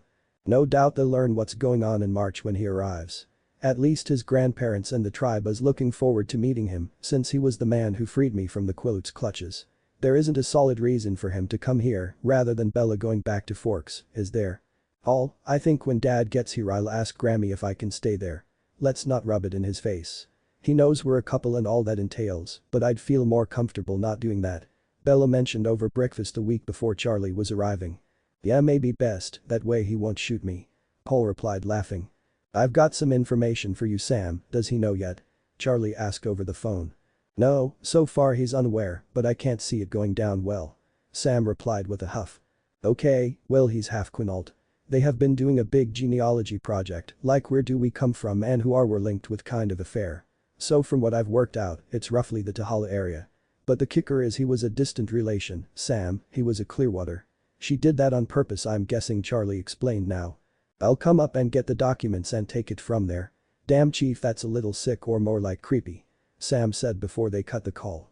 The upshot of it all was Seth was Danny Clearwater's son. He lived in Tahala, Washington and had two other children, twin girls and younger than Seth by 6 years. Sue had to have known he was a Clearwater, what a slap in the face to Harry, but then he started it by sleeping with Tiffany Call. So it was up to Seth what he wanted to do as he was still only 16. They could imagine he would be beyond pissed off at his mother and Lee no doubt will be livid. Her mother acted so high and mighty, being first the wife of an elder and then one herself. Everything she had done was for herself and not the tribe, but this was just beyond the pale. Especially when they find out she did nothing to help Embry, a blameless child, she screwed herself. The tribe and her family suffered from her arrogance. It was as if the whole of La Push and the surrounding area was holding its breath, they knew there would be an explosion. But not who, maybe Seth, but much more likely Lee. Bella and Paul were minding their own business, happy in the knowledge their future paths were on track.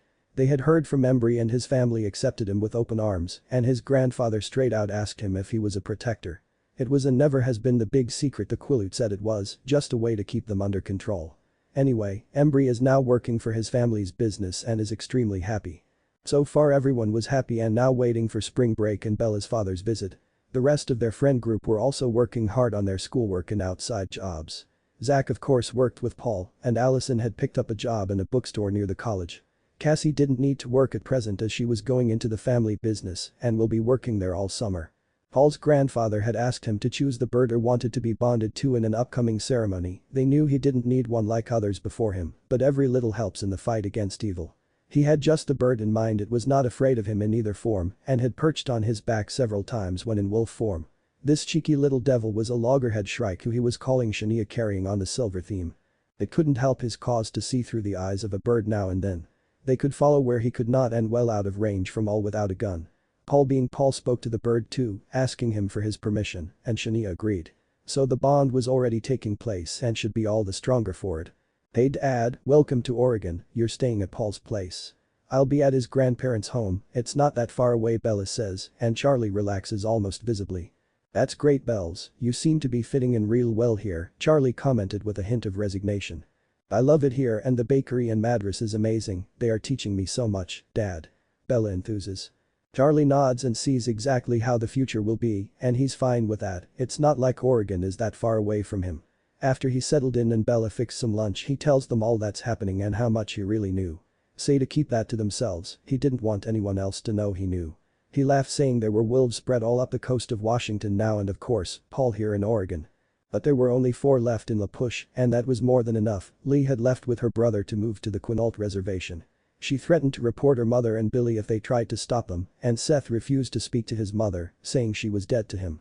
Although Danny had accepted him as his son, he was going to live with Lee. Well, they all got to know each other. Charlie had pulled in a few favors and got Lee taken on as a dispatcher at the Kin Police Department so she could continue her studies. Things were looking good for the 2 siblings, and Lee was beyond happy to be away from Sam and Emily. She got it, of course. She did, but she didn't like it. This was the freedom she'd always craved and the chance to start anew away from the mistreatment of the Quilutes. Once Charlie had told the young couple everything, Paul showed him around and then they headed over to his grandparents' place for dinner. They were so happy to finally be able to thank Charlie properly and told him he was now an honorary member of the tribe for all he'd done. This had the Forks chief blushing as much as his daughter usually did. "Thank God your father's gone. If I'd seen you wiggling your ass near me one more time, I was gonna throw you down and fuck you regardless of who saw us," Paul said in a deep growling voice. Bella was a little stunned. Had she been subconsciously teasing him? But it went out of her mind as he almost ripped all her clothes off in his haste. This was another side to him, one she hadn't seen before, but she liked it. It felt mate-driven, almost a need to mark her, to mark his territory, so to speak. Something which he obviously couldn't do with her father there. So she just relaxes and lets him take control, and wow, they had never done that before. Paul was a man on a mission and he was pulling out all the stops. He made love to her just this side of aggressive and controlling, but Bella was so in tune with him that she knew he wouldn't hurt her or make her do something she didn't want. By the end of round 4, he was back to his senses and worried he had hurt the exhausted Bella. As he tried to gaspingly apologize, Bella shushed him, saying, "I'm good, Paul, tired but good. Do you feel better? Now that's out of your system. Next time we stay together when someone visits, okay? In fact, I think it might be time for us to think about living together, don't you?" Yes, that was so intense, the overwhelming need to have you. The desire to feel you surrounding me was driving me insane. I don't want to leave Zach in the lurch out there at Silver Falls, though, Paul replied, holding her close. "Well, for the rest of this college year we need a rota, but next year we will start to live together. How about you stay here on Monday and Wednesday nights? We're together Friday and Saturday night at your place, so how about asking if I can stay at Silver Falls on a Tuesday night and we have Sunday and Thursday nights for ourselves? Can you cope with that? We can tweak it as we go along, okay?" Bella mused. "Sounds like you've got it all sussed out, baby. That's what I love about you, no problem is insurmountable. You have a knack for cracking problems over the head before they get too big to handle," Paul told her as he kissed her before he got up to make coffee for them both. Paul was so glad she was so accommodating for his wolf side. He knew if it was necessary he could sleep nearby as Silver and it would be fine. He'd much rather sleep next to Bella given the choice. It was crazy how much his life now revolved around her when he had always thought he didn't need anyone else to be happy. He had thought her friends and the old pack were joking when they said she was as low maintenance as they come. But he now knew it was true. She would find what books she needed and then get second-hand copies. Not because she couldn't afford it, but didn't see the point of having everything brand new just because. The same applied to all the stuff she'd bought for baking at his place, it was all second-hand and in great condition. Even her love of books would not sway her to buy new copies, she'd rather wait and get one that had been read once and tossed aside. So Paul knew Bella would never get them in debt or run up needless bills, he knew he had lucked out when he made it with her. She like him had had to watch the money when they were younger and found that it wasn't the end of the world to live frugally. Granted it took him a while to see that some of the best things in life were as they say free. You can't buy a sunset or the sight of the ocean as it batters the shore. You can't buy the sight of a wild animal tending its young, and no, you can't buy real love because it is something that has to be freely given. Becoming a wolf had matured him. It did for most of them except Jacob Black and Quilla Tiravi. He also knew the future they had decided on would not be easy, but it would be rewarding and fulfilling. That was something he had never felt in La Push, it was as if they, the elders, purposely kept them downtrodden and dependent on them. Chief Swan had said Sam was now sending money on their remaining wolves that was always meant to be theirs, but that they were never given. Paul had asked one of the men in his grandparents' community to make him a ring for Bella. It was only a silver one just now. He had seen it in a book, a Celtic wolf ring, and loved how it looked. He would, if she said yes, have the same image tattooed on his finger so he could still shift without losing or damaging it. It would be a permanent reminder of his love for Bella. One day he vowed to himself to change Bella's with a more expensive precious metal with a gemstone, but in the back of his mind, he knew she would never wish to replace the original. Talking of tattoos, he wanted to have the Quilut one on his shoulder, changed to reflect who he was now. Maybe adding an outer ring to show his Wasco heritage and of course the silver lightning. He would speak to his grandfather and possibly the shaman to see what could be added to it. After all, he straddled two worlds and it should show that, and then he'd let the others who also came from two tribes know, and they too could add their other heritage to it as well. Because each tribe had their own unique histories and legends that could be weaved into their own tattoos. So with plans taking shape for next year, Bella asked the other girls their plans and also Zach's. All were happy to share a larger apartment and to go from a 3-bedroom apartment to a 4-bedroom since Zach would be joining them. This meant the boys no longer needed to work at Silver Falls as their workload of schoolwork was getting heavier, especially for Zach and Allison as their majors were intense. Whereas Paul was going to be a vet, Zach wanted to be a lawyer eventually. Allison was going to be teaching, and those three had a long road ahead of them. Cassie was heading into her family's furniture business where she would one day be the boss, and as we know, Bella was planning to open her own bakery one day. It never bothered them that one of the 5 was a year behind them. In fact, Paul benefited the most as they were all able to help him if he needed it. With the year coming to a close and them all getting ready to head off to summer jobs to make some money and get some experience. They planned to have one last big night out after their exams and before life got in the way. Paul and Bella would be living out at his place for the summer and Bella was only taking a week off to see her dad and mom. Just a couple of days at each place and then back to working at the bakery. Paul didn't want to go anywhere near Forks for obvious reasons, and Charlie solved that for them by phoning Bella to say he was taking over as chief in Montesano. They needed a qualified chief to take over at short notice due to the chief there dying and the deputy being out on long-term sick leave. So Charlie jumped at the chance as living in Forks was being soured by the behavior of people he had once called friends. His deputy was more than capable of stepping up, he had been for years and happy to do so. Charlie hoped she would help him out with his new place, nothing major, just making sure all his stuff from Forks arrived.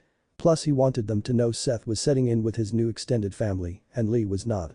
She felt out of place there, and Charlie suggested she stay with him before going to nursing school in Olympia in the fall. Bella always thought Lee was given a raw deal back home and was happy that her father still cared enough about her and Seth. Maybe she would find a place to settle near Charlie after she too qualified, hell, he was more of a father to her than her own had been. It was the first day of the official holidays and Paul wanted them to be engaged before they officially started living together full-time. Getting her father's blessing was easier than he thought. Charlie had just said he knew they were meant to be. In his usual no-frills way he asked and was of course accepted by Bella. She loved the ring and was thrilled with his tattoo idea. She wanted to be there for both, the to her special one on his finger and the other around the Quilut one. The tribe's shaman was doing them due to Paul's fast healing, it wasn't safe to go elsewhere. Paul had been in touch with both Seth and Embry and they were both super excited to do the same or similar, depending on their new tribe's designs. They were happy it would rightfully set them apart from their old tribe and each other too. Meanwhile, in La Push, Sam Yulee was at first confused as to why the shaman of 3 other tribes had got in touch with him and not the Council of Elders. But because 2 of the 3 were linked with the Quiluts in some way, they knew the histories and legends, the real ones. So they contacted him, the Alpha and not the Council, for information and insight into having a wolf in their tribe. Paul had directed his shaman to Sam due to his hatred of the Council of Elders. They wanted a meeting with him and Quilla Tira 3, but not Chief Black as this was wolf business and nothing to do with the wider tribe. Old Quill had refused at first, due to the shame that other shaman would see how far he had fallen. Sam did the only thing he could, and Alpha ordered the horrified man, who never realized that the Alpha could do that. He hadn't been sure if it would work, because Sam knew he wasn't really the true Alpha, just the first to phase as he was the oldest. That dubious honor went to Jared, who he was training hard to take over. He would happily hand over the power and become his beta as soon as he could. Young Brady Fuller was showing an interest in being the next shaman because Quill V couldn't since he was a wolf. Jacob Black had all but denounced his relationship with the chief, his father. Plus being a wolf really should preclude him from the role of chief, and that meant the next in line was Colin Littlesea. Yes, things were changing in La Push, and not everyone was happy about it. Billy Black was feeling the effects of his own making, he had lost all 3 of his children now, and half the pack was gone. Then there was Charlie Swan. He saw everything Charlie had done as a betrayal of their friendship and a slight to his tribe. But it wasn't his tribe. He was only the custodian like every chief before him, which was his mistake. While the elders were all lording it over the lesser beings as they saw them, the reappearance of the pack threw them. Instead of embracing them, they held them back, held them down, and signed their own demise as important in the tribe. Fate will not be thwarted forever and will eventually take back the reins. So while everyone was thriving, the old council of elders was not so lucky.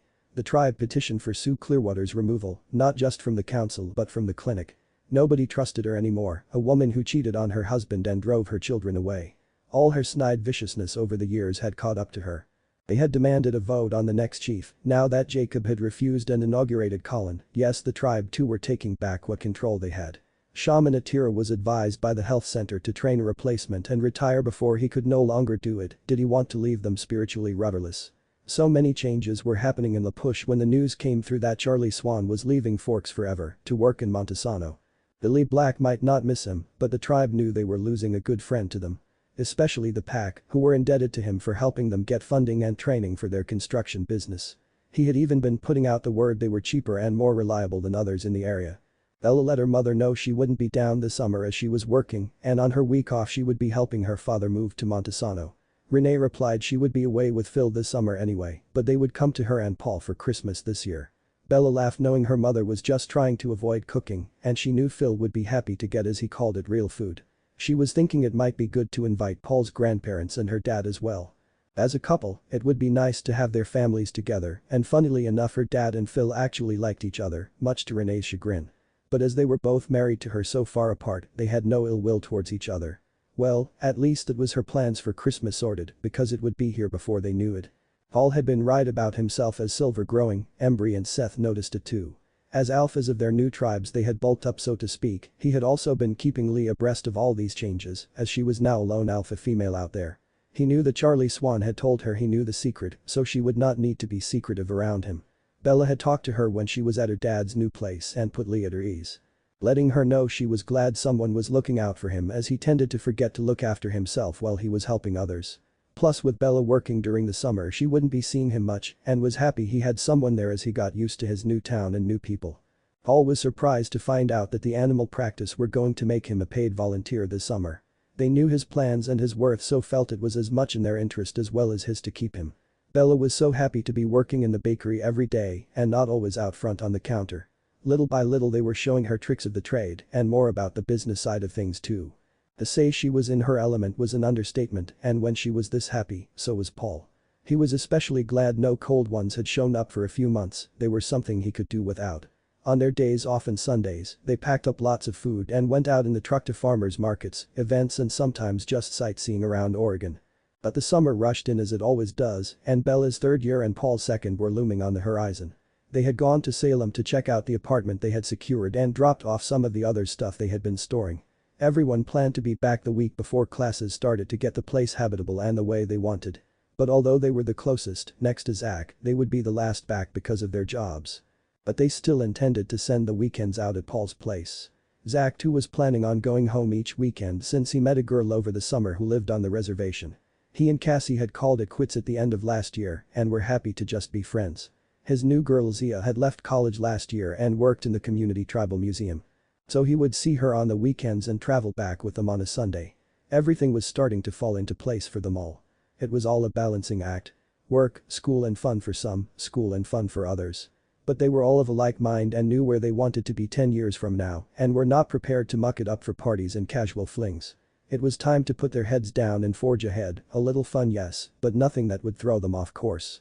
Bella and Paul got a surprise wedding invitation for mid-December from Embry. He had met a girl and well everything fell into place and they thought why wait. He asked Paul to be his best man as he wanted someone he trusted and who understood him to stand up with him yes, he was making friends but no one was close enough as yet to ask.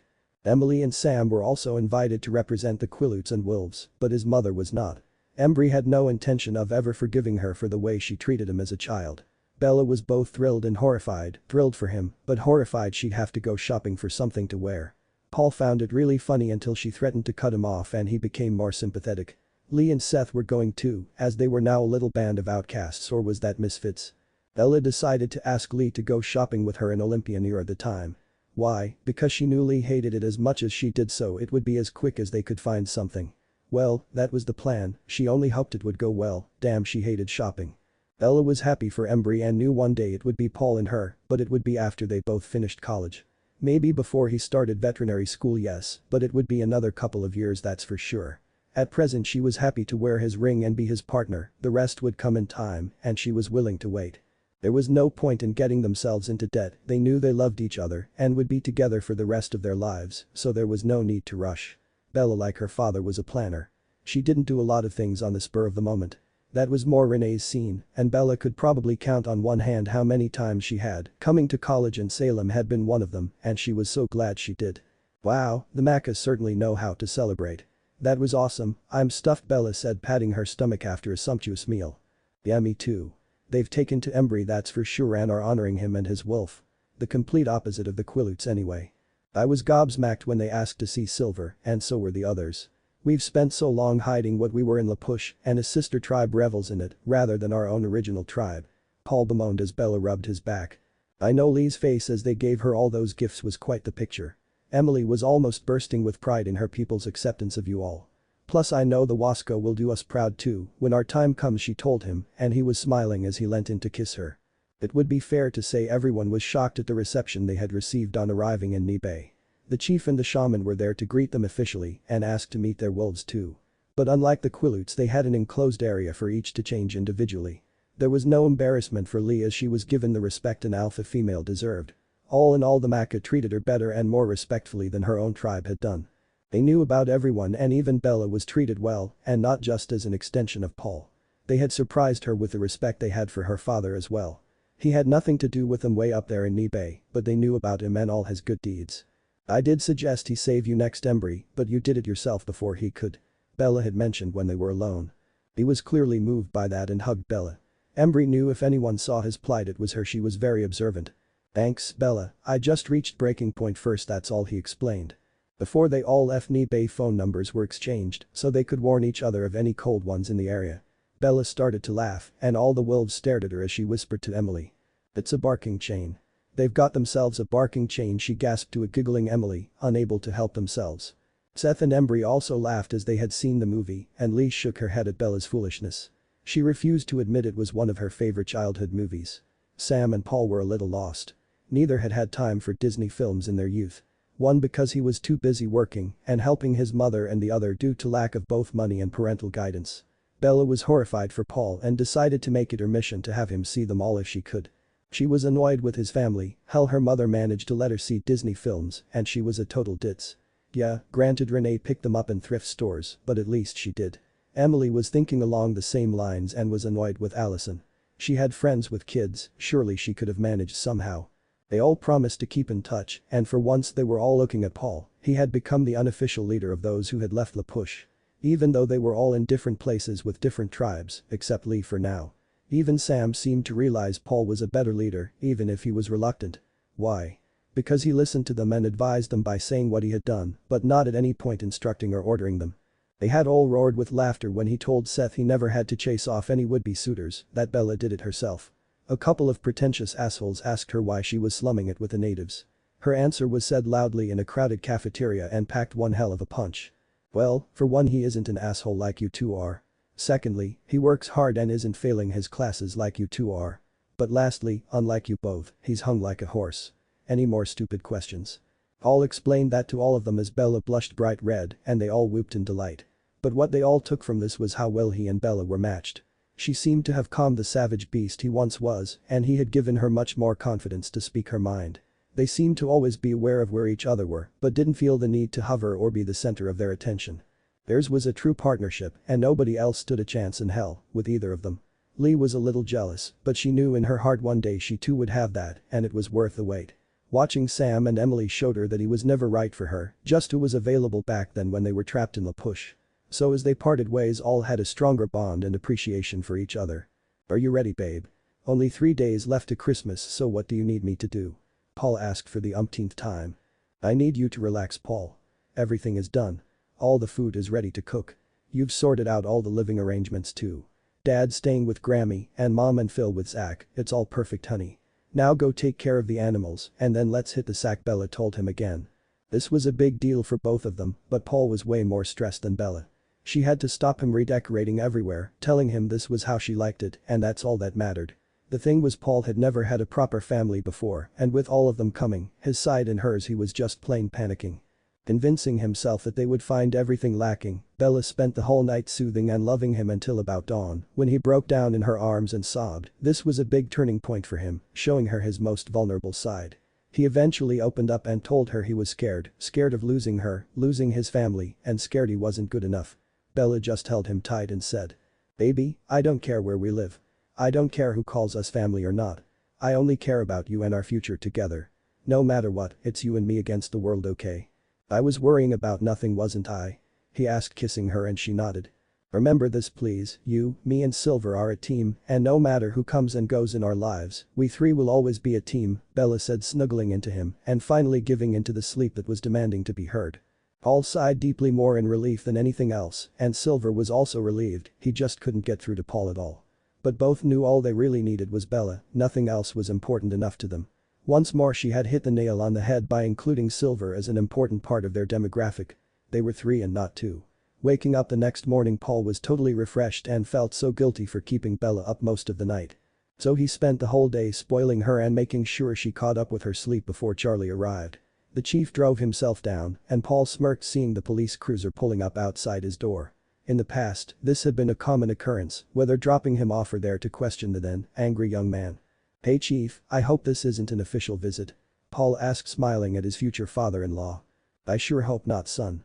Help me unload this stuff and then we can drop the cruiser off at your grandparents' with my case," Charlie said, smiling as he looked up and saw his daughter in the doorway. "Hey Dad, good journey. Did Lee go to Seth's place? Have you had lunch?" Bella rattled off and Charlie laughed. "Whoa there, Bells, one question at a time. Yes and no, by the way," he quipped as he hugged his daughter. "Great, Paul made lunch and as usual it's enough for 5 people, so sit down. Honey, do you want seconds?" "Why am I asking, of course you do," Bella said, bustling about the kitchen as the 2 men just shook their heads. Paul was going to pick up Renee and Phil tomorrow in Zach's truck while Bella used his to show her dad where they both worked. He would have to go to Portland, so that gave them a couple of hours before her mother descended on them all. Bella was prepared because even though Renee couldn't cook to save herself, she tended to interfere a lot. Bella always put up with it in the past because those were Renee's homes, but this was hers and Paul's.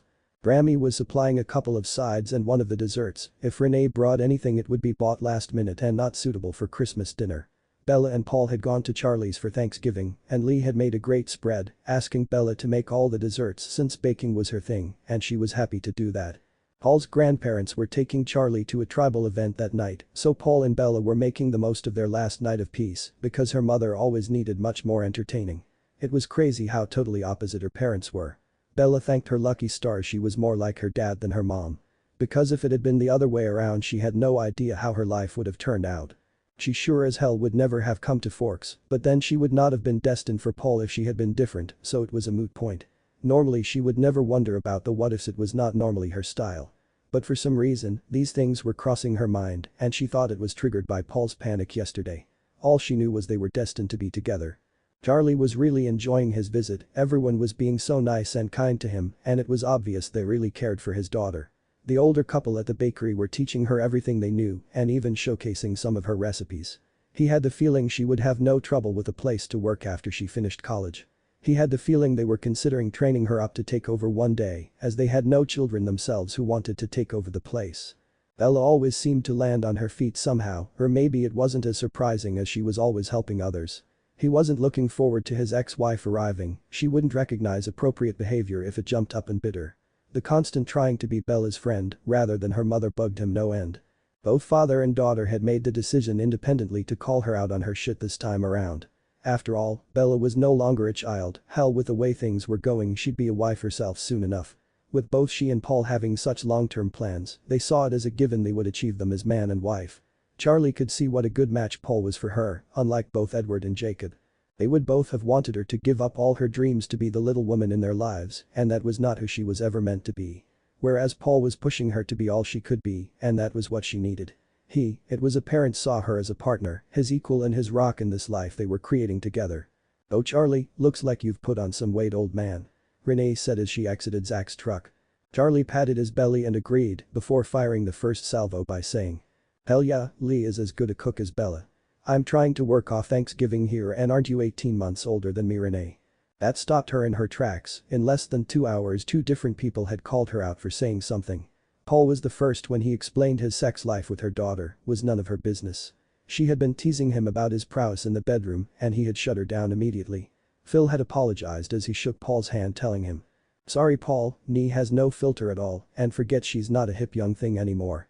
"No worries man, there are just some things that I refuse to talk about, especially with Bella's mother." Paul had replied and Phil understood completely. So it was a slightly more subdued Renee who sat with them for lunch before Paul took them to Zach's place to unpack and relax. Dinner that night, Christmas Eve was to be in Salem at Amadeus's on Liberty Street. Zach was staying with his girlfriend and had given Renee and Phil his place and truck while they were there. They were all going to see the lights and look at the holiday market before dinner and Bella was excited, she loved these kinds of things. Charlie was footing the bill for this one as he didn't think it was fair for the kids or Paul's grandparents to have to feed them all. Phil offered to split it with him and Charlie laughed. "It's okay Phil, you keep your money, it looks like Renee's expensive tastes haven't diminished any." "Tell me about it," was all he said shaking his head. Charlie knew Phil loved his ex-wife, but damn she was still a handful and for once he was glad she wasn't his problem. They were all meeting here at Paul's before heading into Salem. Charlie was riding with Grammy and Pops. Yep he was calling them that too. Zach and Zia were coming in her car and Phil was driving Zach's truck. That left Bella and Paul coming in his truck by themselves. Charlie had a feeling he filled a void for Paul and Zach's grandparents. Paul's mother had died and Zach's father had left the reservation years ago when his wife died having Zach. He didn't mind as it was nice to be fussed over now and then. Zach's father rarely came home, but he did see his son and was paying for his education. Charlie knew what that felt like and at least the boy had grandparents that loved him. At dinner, Charlie told them a story he had recently remembered from when Bella was 8. Everyone had been sitting on the beach at a bonfire when we all heard one boy say, "When we grow up I'm going to marry you Bella." He had told her, "Okay, that would be nice." She had replied smiling at him. We had all grinned due to their innocence and then Jake had to spoil it by saying Belle's belonged to him and he would marry her. I should have seen his possessiveness then, but he was 6. He attacked the boy, who didn't fight back and got his ass handed to him by Bella, she could wield a mean ladle even then. She then rushed to the boy's side and said, "Don't worry Paul, I won't marry him, I want to marry you when I grow up." Charlie finished his story to the stunned looks around the table. "Damn," Phil said. "Fate," Renee gushed. "Preordained," Zia sighed wishfully. "Geez Paul, that's taking one-upmanship to a whole new level bro," Zach said in exasperation. Everyone burst out laughing as Paul and Bella just stared into each other's eyes. They didn't remember any of that, but wow just wow. "Honey that sure makes our engagement a pretty long one," Bella finally said kissing Paul's cheek. He was stunned by this revelation, she was 8 and he was 7. But he told her he was going to marry her when they grew up and now they were going to do just that. "I love you" was all he replied choked by his own emotions. Christmas came and went without much fuss. Everyone complimented Bella on her cooking and especially her baking. For once Renee had actually toned down her behavior after both Paul and Charlie had stood up to her and Bella was thankful. Now it was just the two of them alone celebrating being together for a whole year as a couple. Paul had plans to have "I've loved you all my life" inscribed in Bella's wedding ring when they finally tied the knot. That one little story had changed him more than they realized, now he knew he deserved Bella and this life, he always had. Bella saw the new confidence he projected and it made her love both him and her father more. As far as she was concerned life couldn't get much better than this, Bella Swan was truly happy and felt right in her own skin at long last. Time as it always does just marched along steadily and the two young lovers buckled down to the workload they had set themselves. Before they knew it her third year and his second came to a close and the summer was once again upon them. The Eagle Bakery had told Bella once she finished college they wanted her to go for pastry classes, which they would pay for if she worked for them full-time. She was elated, this was more than she'd hoped for, and they would give her all the training she'd need for the future. A future where she didn't have to go far from where she now thought of as home. Even Bella couldn't miss the hints they were dropping about them maybe retiring in 5 years or so and her taking over the business one day. First as their manager and then later as their partner, and maybe one day she could afford to buy them out. They wanted the business to keep going and promised the day she could afford to become a partner, they would change the name of the business to the Eagle and Swan Bakery. She was so excited when she told everyone that Phil decided to call Charlie. How about when the time comes we go halves and lend her the money so she doesn't have a bank loan dragging her down. Then she can pay us back over time without all that interest. What do you think, Charlie? He asked cautiously, not wanting to tread on Charlie's toes. Damn, that's a great idea, Phil. I've already got a separate account in my name for her, but it's a slow builder, if you know what I mean. So if we both do that she won't need it for at least 5 years, giving us both time to accrue some interest as we keep topping it up. You're a good man, Phil. I don't know how you put up with Ren, but you're a good man. Charlie told him honestly. It was funny how Charlie called her Ren, while Phil called her Nee. But both knew any help Bella got would have to be from them because her mother was useless with money and always has been. Wow, Bella, this place is so different. Allison commented as she came back from one of the guest rooms. Yeah, it kinda grew as our needs did, and with so many visitors coming from further away it was needed, Bella replied, handing her friend a coffee. How long is it since we saw you, altogether I mean? Wasn't Paul's graduation? No, wait, Zach and Zia's wedding, that was it. Cassie asked, hugging her cup closer to her body. Do long guys, so much has happened since then. It's been 5 years since we five were all in the same place at the same time, Bella pondered in wonder at where the time went. Gosh yes, and now you and Paul are finally tying the knot. We were beginning to wonder if you ever would. Allison mentioned, laughing. Hell, we didn't have the time or the money until now. Plus we both were still in school one way or the other, and he still is. At present I'm the breadwinner, Bella explained as she sat down with her own coffee. The bread maker, you mean, Cassie quipped to her friends. Ha ha. I'm a qualified pastry chef now, don't you know, Bella said in an affected voice that made them laugh even harder. So Allison, how's teaching? What age group have you got? Cassie asked now. I started on the kindergartners this year and I love it. Teaching voracious little minds is amazing, they soak up information like sponges, it's brilliant. Allison tells them and her excitement and joy is palpable. What about you, Cassie, how's the family firm doing? Bella inquired about their other friend. Ho ho. Vice President Cassandra, at your service, she informed them in the same tone as Bella had previously. Damn girl, wow. So soon, your dad must be sure of you, Allison squealed, and they all jumped up to hug each other. Things were going well for all three girls, and they were so happy to see each other again. Outside, Paul was showing Derek, Cassie's fiancé, around as he fed and watered the animals. They were just talking generalities when Zach's truck pulled up and he hopped out and ran around to the passenger's side. Zia was waiting patiently, well as patiently as she could at 8 months pregnant. Come on Zach, I need to pee. She bemoaned as he scooped her out and placed her firmly on the ground. Paul shouted hey. But Zia only raised her hand in acknowledgement and kept moving forward in a rolling gait. As his cousin Zach reached them, he explained her predicament.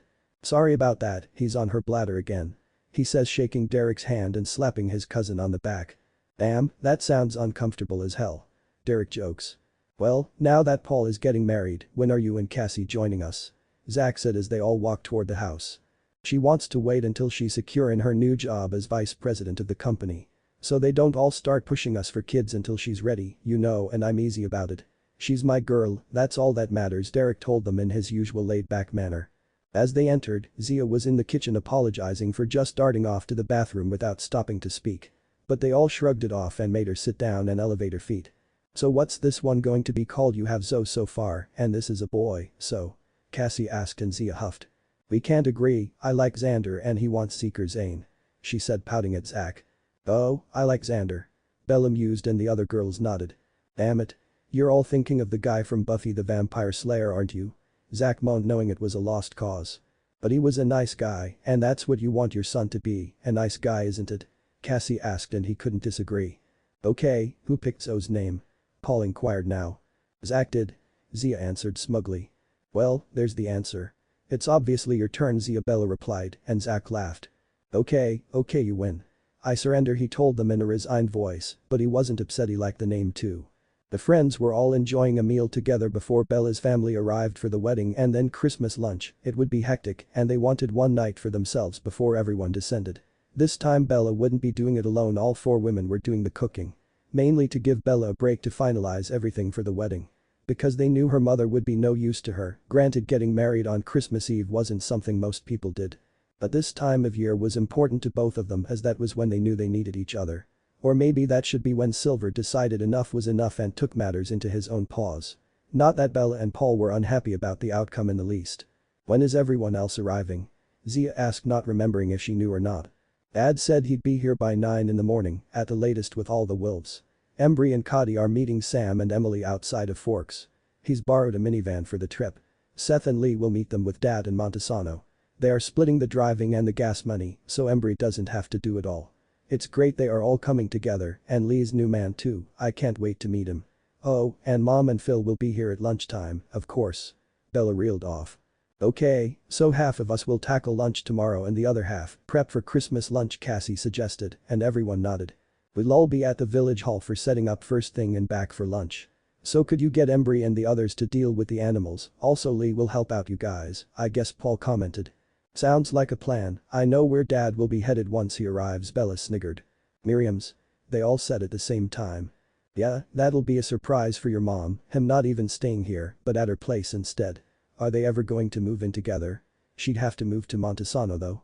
Zach inquired now. I don't know, but I hope so, Bella said, smiling. Bella and Paul had decided they didn't need to go away just because they were getting married. To tell the truth, they just didn't want to waste the money for convention's sake. Once everyone else was gone, then they would have all the alone time they needed and wanted. Really, it was only Renee making a fuss about it, and Bella decided to say nothing, discretion being the better part of valor and all that jazz. Why her mother won't accept this is Bella's life and up to her to make her own choices, nobody knows. It's not as if she had this level of interest in her daughter's life before, no, only now when Bella no longer needed her mother's permission or advice. It was truly perverse and more than a little annoying that Renee felt she had the right to interfere and make demands of her grown-up daughter. Where are Bella and Charlie? Why is no one here to greet us? Renee demanded of Cassie and Lee. Well, Chief Swan is helping with the setting up at the center. He's been here for hours, of course. Plus Bella is at Paul's Grammy's place checking she has everything organized as she's leaving from there later. Everyone is very busy, you know. What with the wedding and all. Cassie replied snarkily, but it went over Renee's head. Phil, unfortunately, got the veiled insult and he knew they were right, he wanted to be here much earlier, but Renee had insisted it would be fine to arrive later in the day. So where's the old man sleeping? Not too close to us, I hope. I wouldn't want him to get jealous if he can hear Phil and me making love. Renee asked with a touch of joyful maliciousness. Lee's scoff of disgust was neither covered by her nor acknowledged by Renee, but once again Phil saw and understood it. Why after all these years she still tried to outdo Charlie was beyond him and had ceased to bother him long ago. Oh, no worries Mrs. Dwyer, your ex-husband won't be in the house tonight. You'll be right next to Derek and me on one side and Lee and Max on the other. I hope you can keep up. Cassie spat back and actually hit the mark that time. Renee was a little taken aback by Cassie's attitude, not seeing how little any of Bella's newer friends liked her. She was used to that from Lee. It really only compounded her ignorance of what goes on outside of her own self-made bubble. Oh, is he staying with Miriam then? About time, good for Charlie. Phil asked seemingly casually. But it was armed with a small barb towards his wife because of her atrocious behavior since they had arrived. What? Since when did he have another woman? Renee demanded. About 5 years I guess, Lee said as she rushed past to turn off the oven. Why was I never told? Renee spat. You were nie, I told you. Phil said with exasperation. So did I, Mom. Bella said coming through the front door. Me too, I told you 5 years ago. Charlie said coming in with his arm around Miriam's shoulder. If anyone had thought to take a picture it would have been awesome. Renee looked sick to her stomach and a lovely shade of green. Miriam was what you would call a natural beauty, tall and slender with her long poker straight hair casually worn over one shoulder. She was maybe 4 years younger than Charlie but looked at least 10 years Renee's junior. Not a stitch of makeup marred her clear and smooth skin. She just nodded to Renee but shook Phil's hand before turning to Bella and asking. Okay Bells, have you done everything on that humongous list of yours? Any last minute things you need me to do? For all the world you would think she was Bella's mother and not Renee, who had yet to speak directly to her daughter. Yep, all ticked off and even had time to bake that amazing pie recipe you gave me, Bella said as she hugged Miriam. It was as if a penny just dropped inside Renee's head, that should have been her question, not wondering if she could one-up her ex-husband. This moment just proved to everyone how bad a mother to Bella she had always been and still was. When Charlie's girlfriend of only 5 years has managed to take up the position that Renee had never held. This wasn't so much a slap in the face for Renee as a punch to the gut. So it was a much more reticent Renee who attended her daughter's wedding. So much so that rather than stay afterward she wanted to leave, but for once her husband put his foot down and said no. He had an important announcement to make the next day along with Charlie. So a very cowed and quiet Renee had to stay and see how people really felt about her and her relationship with her daughter. Lunch was quick and for the most part quiet for the simple reason everyone was actually busy and desperate to get back to their jobs. Everyone wanted to make this great for Bella and Paul because they all felt they deserved it. They all knew Bella would do as much for them or even more, and that's why they love her and want to make their big day special.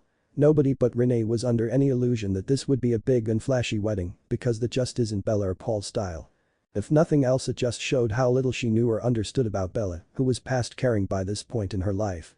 So by the time Charlie led his daughter to Paul's side in a simple long-sleeved 3/4 length gown, Renee was confused. Where was the pomp, the ceremony, the one-upmanship that she would have had?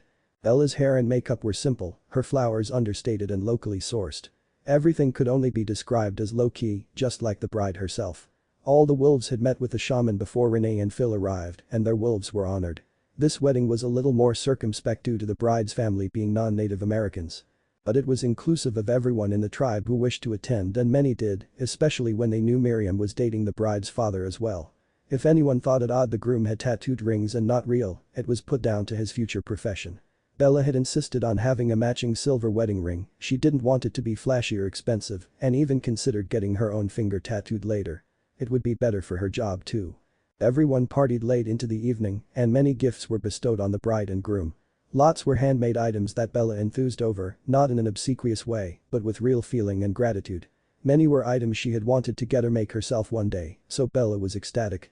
Miriam had given her a wedding blanket to wear during the ceremony, and Bella held it for ages afterwards, stroking it and hugging it to her chest.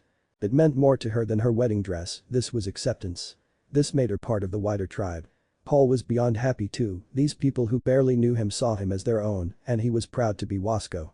Everyone was happy for the couple and just enjoying the event, well, almost everyone. Her mother was feeling sidelined and had no one to blame but herself. By the time they all left, Bella thanked the Lord she had used disposable plates, glasses and cutlery. Normally she wouldn't, but nobody wanted to have to come back for cleanup on Christmas Day. So, as they all wandered back to Bella and Paul's leaving Zach, Zia, Charlie and Miriam outside the tribal center as well as Paul's grandparents. Renee rushed herself off to bed citing a migraine coming on, but Phil stayed up with the others for one last coffee before joining his petulant wife. Paul and Bella fell into bed exhausted and were asleep within minutes. Maybe not the way to spend your wedding night, but they had been living together for a few years now. Also, a good night's sleep was really important to them both. They knew once everyone left after lunch they would be alone and could just be themselves. Christmas Day dawned bright and Paul hugged his sleeping wife closer to his body and sighed happily. It was about an hour later when she stirred and greeted him. "Hello my husband," she said cheekily. "Hello Mrs. Lahid, how are you feeling this morning?" he asked back with a grin. "Tired, but very happy. What time is it and is anyone else up?" she murmured. 8, we had a lie-in today and nobody has stirred yet, he replied, kissing her before they both got up to start the day. Everyone appeared in dribs and drabs only to be handed coffee by Bella and a task to perform. She had the oven on and was in her element. The guys were helping Paul rearrange the sitting room so they could fit the 2 trestle tables together since there would be 20 of them for lunch. Embry and Cody, Sam and Emily plus Seth arrived next. Then the remaining family of both Paul and Bella turned up and the place was full of Christmas joy, even Renee seemed to be making a more determined effort today. Gifts were exchanged to be opened after lunch before everyone headed off. Just before dessert was served both Phil and Charlie stood up and asked for quiet. Everyone was surprised and turned to look at the 2 men, Bella's father and her stepfather. "Phil and I came to an agreement many years ago, we both opened bank accounts for the single purpose of funding Bella's endeavor to own her own bakery," Charlie said as Bella gasped. The owners of the Eagle Bakery were willing to enter into a partnership with Bella, but they now just want to sell it outright. "So Charlie and I want to give you this money to do that, for now, we will be your silent partners," Phil added. "But make no mistake, once you're on your feet you can pay us back if you want or just wait until we pass on and it will be yours outright. This will be in the legal agreement, the business will one day be yours alone and not up for discussion," Charlie finished and Bella was sobbing by now and hugging both men. "Thank you both. You don't know how much this means to me. I can't believe it's true, someone pinch me." Bella told the two men. The rest of lunch had everyone on a high, and although Charlie was staying for a few more days, it would be at Miriam's place. Everyone else was heading home. Renee and Phil and Embry and Cotty had the longest journeys. One would be flying out tomorrow and the other sharing the driving home. There were lots of tears and multiple hugs before Paul and Bella were finally on their own. They chased off any offers of help clearing up, just wanting to be alone for a little while. "Let's just rinse everything off and have a nap on the sofa, what do you say?" Paul asked with his arms around Bella, knowing she had been unusually tired for a few days. "Good idea, stick a Christmas movie in and we'll snuggle up for a couple of hours," Bella agreed, stretching up to kiss his chin. 2 hours later Bella woke needing the toilet and that reminded her of the present she had for Paul. "Stay right there, I'll be back and I have a final gift for you," she told him, and he sat up and nodded. Several minutes later she came into the room with a small wrapped box and handed it to him. "You've given me plenty already, Bella," he admonished but ripped the paper off anyway. His face was stunned as he looked into the box and pulled out the two objects. He recognized both items and tears started to run down his cheeks. "Merry Christmas, Daddy," Bella said with tears of her own falling now. Paul leapt up and lifted her in the air carefully. "Best present ever, Mommy," he replied before kissing her as if she might disappear any moment now. Ended.